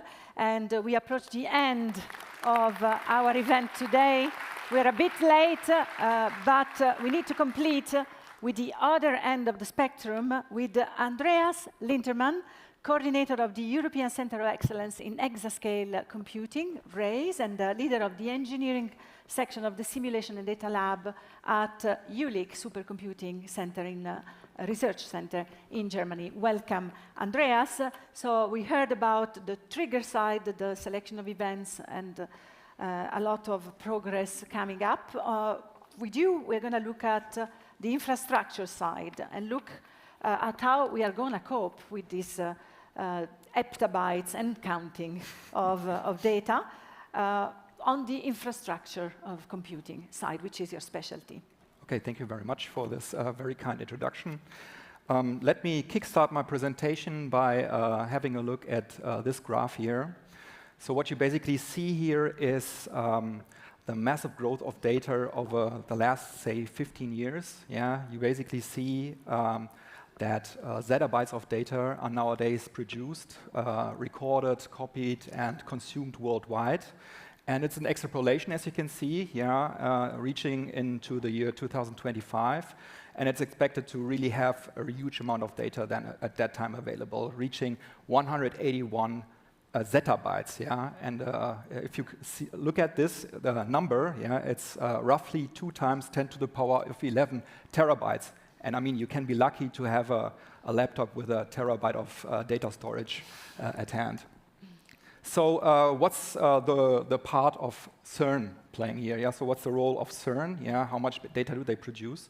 And this is depicted here in this picture. I mean, what you see here is consumer industry like Netflix, what kind of data they produce. A lot of email is going around the world, of course. You have AWS from Amazon, cloud computing, a lot of data is consumed. But here, the biggest part here on the right side is really what is really produced by CERN. And the question is, of course, how can we cope with all this data? How can we process this data and try to make new findings and discoveries in this data? So obviously, you cannot do this with a single computer. Yeah? You have huge amounts of data. You want to learn something from this data. And if you just have a single computer, you would need to put all this data into serial into this computer and let it do a computation. And that, of course, with this little amount of computing power, would end up in thousands of years of analyzing these data. Doesn't make any sense, obviously. So what one would do is to use parallel systems, high-performance computing systems. And the thing is, what you do here is you take the huge amount of data and chunk it into little pieces. And these computers, they consist really of millions of processors. Yeah? It's like a laptop that you have at your hand, maybe with 4 or 8 cores, but there are really millions of processors. And what you want to do is here to give each of these individual processors a little chunk of your data to work on, but you're looking for a global solution. Yeah? In the end, you need to put together the puzzle pieces to look at the whole picture.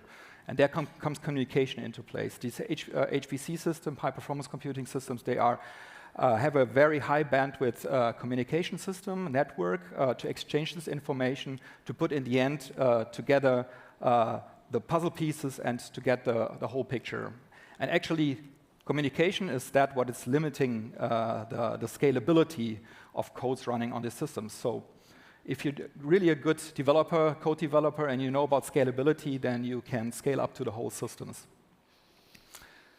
So let me get a little bit more into detail how nowadays high-performance computing systems look like. So it's not anymore an individual system. We heard about that, yeah? You mentioned CPU, GPUs, yeah? So this is what's nowadays in the system. It's modular supercomputing we're talking about, heterogeneous architecture.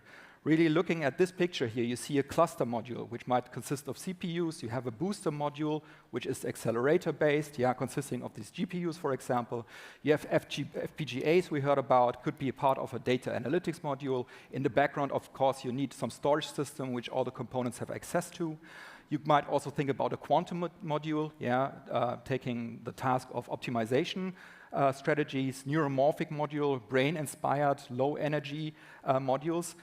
And on top of that, that you have this really complex hardware nowadays, you also have these very complex workflows and complex tasks that you want to solve. Yeah? You could imagine having a simulation workflow, as it is depicted here, where a simulation code would run on a cluster module, and at the same time, let's say, a certain part of it runs better on a GPU part or on the booster, would make use of this one. And then you, at the same time, want to dump out data for learning. Yeah? So this simulation code would produce a lot of data, and you want to consume this and do training of an AI. Training of AI, we heard that, is also very well done on GPUs. And the GPU would then train this AI at the same time. And maybe at the same time, you also want to do some optimization tasks and use quantum computing for that. Okay, but what is it used for, AI, in this case? Yeah, that's a good question. So what we've seen in the last couple of years in all disciplines is really that the workflows for traditional simulation methods and data processing methods are more and more intertwined with AI technologies. Yeah? And what this ends to is that there's a huge, let's say, rise in AI technologies worldwide. Yeah? And what is depicted here is on the one hand side for the scientific use case and for the industry use case. Here on the left side, you see basically, publications is the value in science a little bit. Yeah? So machine learning, number of machine learning publications worldwide listed in thousands. And this a little bit, this curve, if you look at this really much behaves also like the amount of data that was increased, yeah, like an exponential growth, yeah.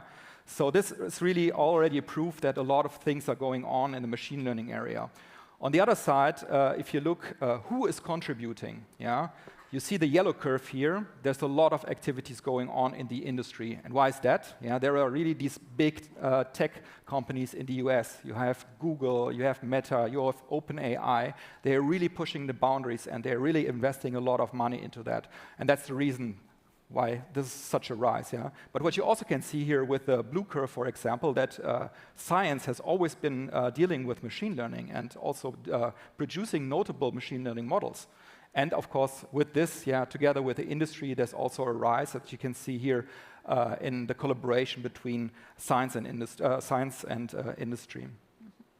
So the question you had is what it's good for. Yeah. So on the one hand side, it's very good at predicting things. Yeah. It's for temporal prediction, for example, in simulations. If you have really complex phenomena or physics going on, yeah, so it can produce very good models that can replace very complex phenomena, processes in your computing. It really helps to accelerate processes, analysis processes. I mean, training is expensive, yeah? I will come to that. But acceleration later on in the inference phase is really quick, yeah? And optimization of workflows is another key component, and replacement of traditional methods. And this is depicted here a little bit with the puzzle pieces, where the normal puzzle pieces here without the AI are the, let's say, traditional methods. Yeah? And now comes this new puzzle piece into place, accelerating the whole story or replacing a certain physics, etc. And there are some examples down here where this is relevant. For example, here in high energy physics, we talked about that. AI, we've seen it a lot where this is already relevant. Yeah. In the entertainment industry, yeah, so this picture is actually a video produced by Sora AI. You probably heard of that. It's quite a new video production AI. Or in medicine, yeah, where AI already suggests surgical methods, yeah, for surgeons, yeah, or personal assistants here on the right side, as you can see. So what's the next step? So many things that are here in the examples are single purpose. But what you want to have is, and where the trend is even more going to, is multi-purpose AI. Yeah? So what you want to build are systems that gather a lot of knowledge from different disciplines. And these are then called so-called foundation models, like base models, where you then do a refinement on, yeah, towards a specific application. And then, interestingly, yeah, this is of course heterogeneous data, so you want to connect maybe text, video, and pictures, etc. And then, in the end, you have refined models for these different kind of applications, and these applications then in turn can, of course, also generate more new data, yeah, and then feed this maybe in a feedback loop, improvement loop, back into the system. All this has a cost. Yes, it's expensive. I already mentioned that, and that's what you see here on this slide. So that's an estimation. Yeah? So industry doesn't give out their numbers, yeah, but it's an estimation. And when you compare what Google has done in 2017 here on the right side with an initial transformer that cost the training about $930. Super cheap if you compare it to Gemini Ultra, a model, foundation model, trained this year, also by Google. It's almost $200 million. It's super expensive. And obviously, this relates to what I was explaining earlier. The industry really has the money to do that. Buy the hardware, buy the people, buy the electricity. Electricity cost is also very important. And what you see here, it's because these models are getting bigger and bigger and creating more intelligent models, is also this high cost should be reduced. So we would need experts really in these kind of models. They understand also high performance computing and how to put these models on the HPC systems, on the high performance computing systems, and really make the trainings more efficient. So looking at where the EU stands, in let's say notable machine learning models, you see, and that's a matter because of the big tech industries I already mentioned. The US is leading in this field, but the EU tries to keep up. There's a lot of funding going on in the research field and also in the industry field. So they're popping up new companies, and they have a lot of money and do a lot of training of the AI models. Hugging Face is an example, or Aleph Alpha, or Mistral. You probably heard of that. So the EU really tries to keep up with the on the one hand side with the big tech industry in the US, and others on the other hand also tries to compete with China. And the EU has a tradition of trying to regulate industries, new industries when they arrive. Where are we in Europe with the regulation and security of AI, which is a very fashionable topic, but also with education? Yes, yes, absolutely. So I will come to that. Let me first explain a little bit of one of the pillars. That's an instrument created by the European Commission to really establish high-performance computing in Europe. So key aspect is, of course, the hardware around that. But there's more to that. I will come to that in the next slide. So EuroHPC is responsible to really bring high-performance computing to the European research landscape, to industry, small, medium enterprises, to provide them with the computing capabilities to do that. And if you look at this, this is the machines that are basically funded by the European Commission right now. And with the currently strongest machine, that's the Lumi machine here in Finland, as you can see it with half an exaflop. An exaflop is 10 to the power of 18 floating point operations per second. That's crazy, a crazy number. And if you look at all the other machines, so just recently installed is the Mare Nostrum 5 system, at the beginning of this year at the Barcelona supercomputing system. And I must admit, I'm a little bit proud of that because this will be installed at our site. It's going to be the Jupiter system. That's the first exascale machine that's going to be installed. And it's a modular supercomputer that we're going to have in there. So we're going to connect it with quantum modules that we have on site. The major part of this is, of course, GPU-based. So it's going to be the working horse for AI technologies. Yes, can we move a bit now faster on the previous question about regulations? Yes, regulations. Of AI. You see, regulations. You see it in the corner. So that's not the only thing the European Commission provides. Of course, infrastructure, but you also have for example, the EU Artificial Intelligence Act. That's a regulation that came just recently into place. And it's about security of AI. So so what they do is they do a clustering of the development of AI technologies based on a risk level. So if you have extremely high risk AI technology development, that's forbidden. Like interfering personal rights, for example. Like social scoring. That's not allowed in Europe at all. But there are also high-risk AI technology developments, for example, in military or when it's about personal data, let's say. Privacy. Privacy. These kind of things. And then, of course, you have the medium level and the low level. With the low level having no regulations at all. But there are obligations to be fulfilled in the future for really developing these AI technologies. And then on the other hand, you mentioned that, is the education, very important. So there is something funded from the European Commission. These are just two projects here that I wanted to mention. This is the EU Master for HPC, where several universities all across Europe participate and provide the opportunity to young students to do a master's degree in high-performance computing. There are so many young people here today, so yeah, I so think if you're interested, it's a message for them as well. Yeah. So if you're interested, we are really looking for people becoming experts in high-performance computing and developing AI technologies. So it's my recommendation for the young people here in the room. Really try to get firm with that, because all future jobs, major future jobs, will work either for the AI development or make use of AI technologies. Right. Then, of course, there is the instrument of Horizon Europe, together with EuroHPC. This is the main, let's say, research funding source for European research. There are lots of different projects around, hundreds of projects pushing the research boundaries. One of the instruments is our centers of excellence, European centers of excellence in exascale computing.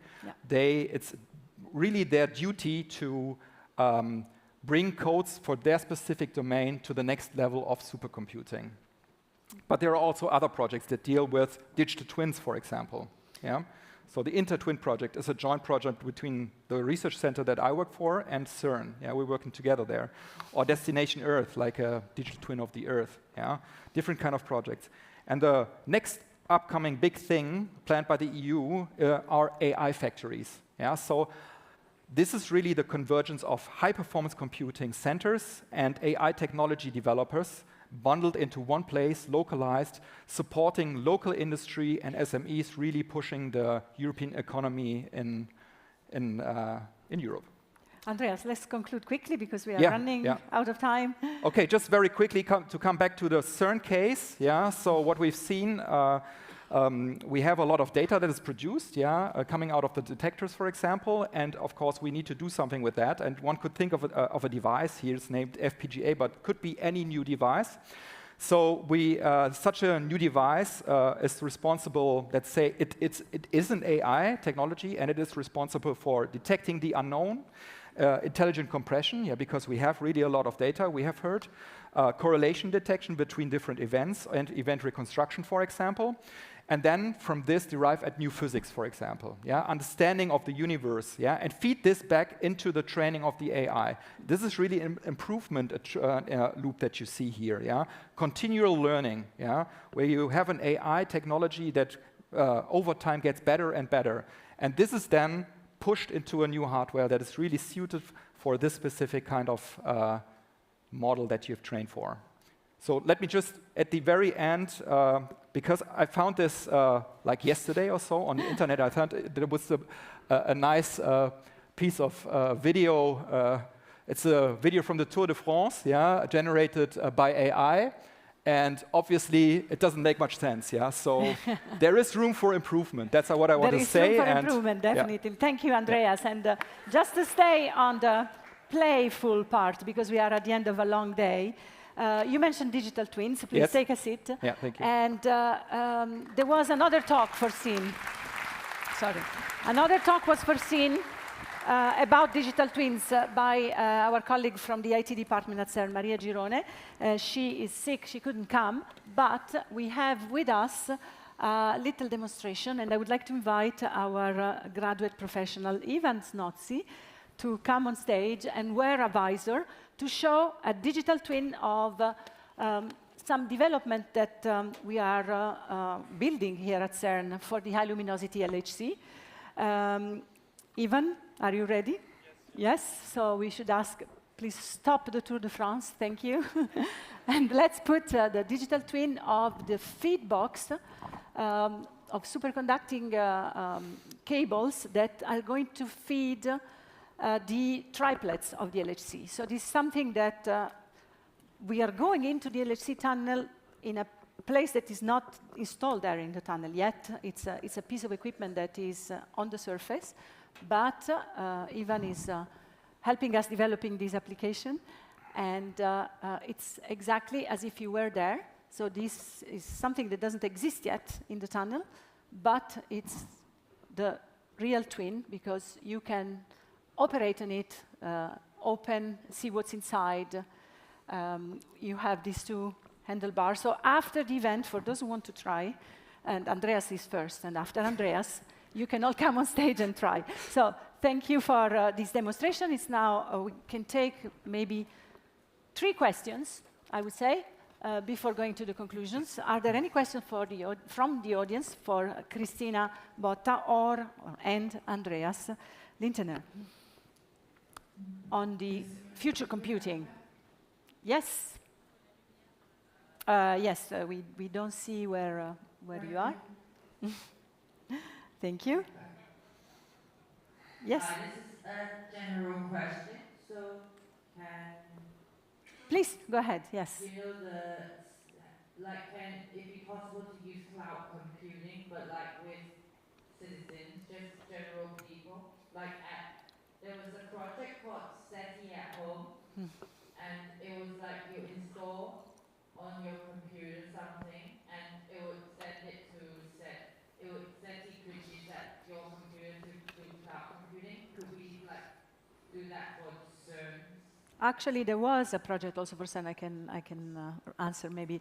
It was called LHC at Home, and it's going back in fashion. Basically, everybody could contribute their computing power and computing storage capacity from their own PC for the LHC data. I don't know, Christina, if you know about it, but this is something that we from communications know about because it's quite cool. So SETI were pioneers in that. SETI is the Search for Extraterrestrial Intelligence. We sort of took the example from SETI and we did LHC at Home. And I know that it's starting again, this project. It's been idle for a while, but it's starting again, so stay tuned. And you can offer your computing power to the LHC. I don't know if you have any comment on this kind of distributed not so much about the distributing, but these kind of projects, they are becoming more and more popular again. Yeah, I noticed. Yeah, citizen science. Yeah, because the public wants to participate in these science projects to get also an understanding of what's going on. Yes. Maybe we take one last question before the conclusions, or there are 2 hands raised. Let's take the last 2. Let's be generous. Please. Yes, my question is for the artificial intelligence that is used for the detectors. As they are probabilistic models, they are still susceptible to hallucination. So how do you handle that, or how do you plan to handle that in your future detectors? For Christina. Sorry, I missed a few words. Sorry.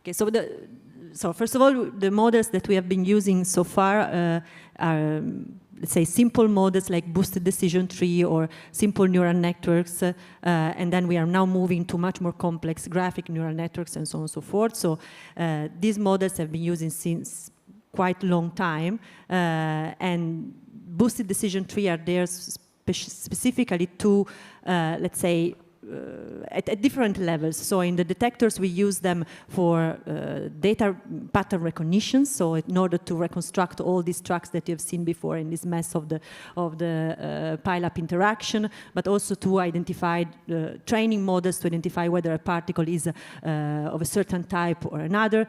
But then the same models are used then at analysis level in order to, in a supervised way, to have, with a certain model in mind, to increase the efficiencies to select the signal with respect to different type of backgrounds. But also we have unsupervised models to, for example, try to detect anomaly detection. So with respect to the full bunch of events that we collect, we try to select if there are some that looks particularly anomalous, and this is particularly important for the triggers because we could have a trigger dedicated to that. So we have different type of models that, and different levels we use.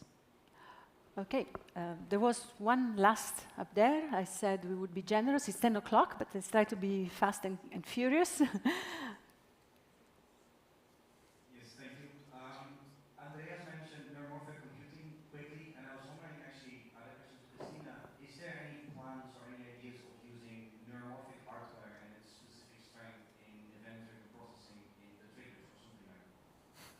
Right, so that could be a good addition to the next generation trigger project. So indeed, it's not, we are starting this new project to look at different type of architectures for enhancing mostly the software part of the computing of the triggers, and that could be something for the future, yes. And on this note on the future, I'm very glad to close this session on computing and go to the conclusion of the event. Thank you very much, Christina and Andreas.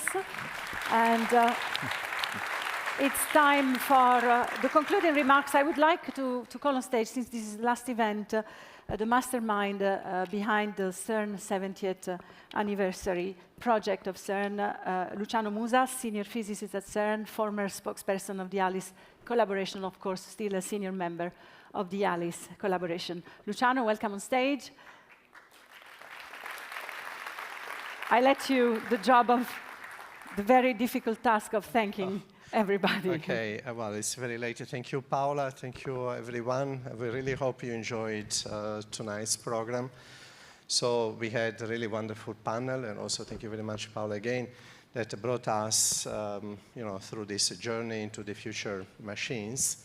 I don't know if we're displaying. So this one, yes, is the last of a series of events, as Paola mentioned at the beginning, celebrating the CERN's 70th anniversary. And as you can see, these 6 events went through all the different aspects of the activities performed at CERN, from the scientific and technological achievements, their applications to other scientific disciplines and also everyday life, but also CERN's core values, including openness and inclusiveness in science.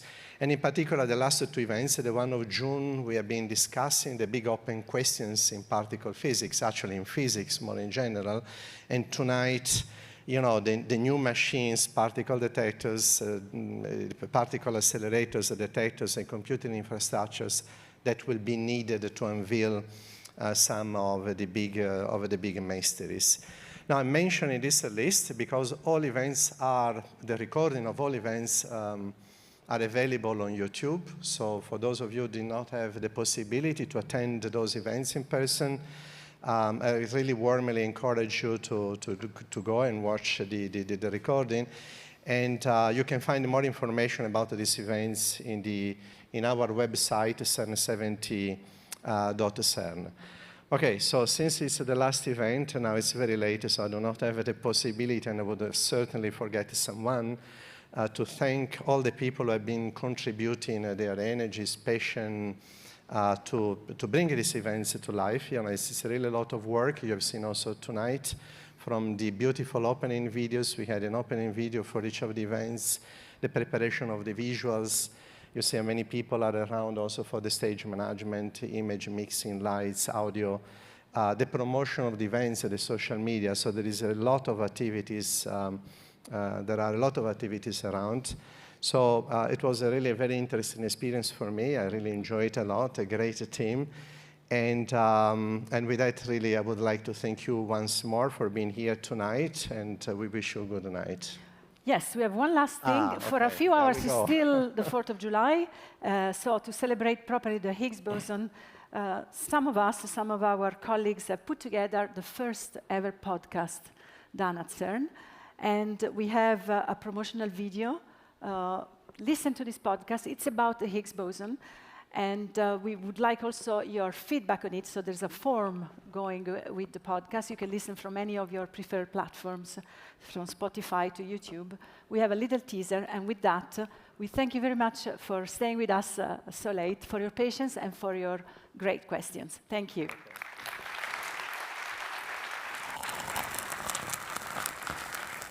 The God particle, right? Oh no.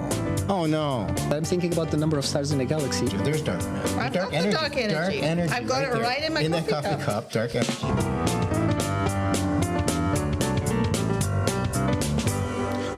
Hello, everybody, and welcome to Early Morning Coffee at CERN. My name is Stephen Goldfarb. And my name is Johnny Pham.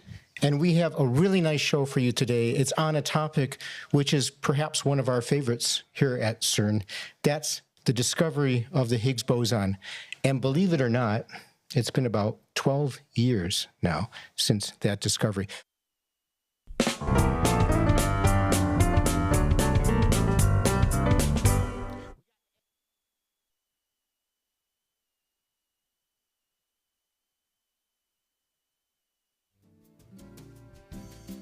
So never mind the darkness, we still can find a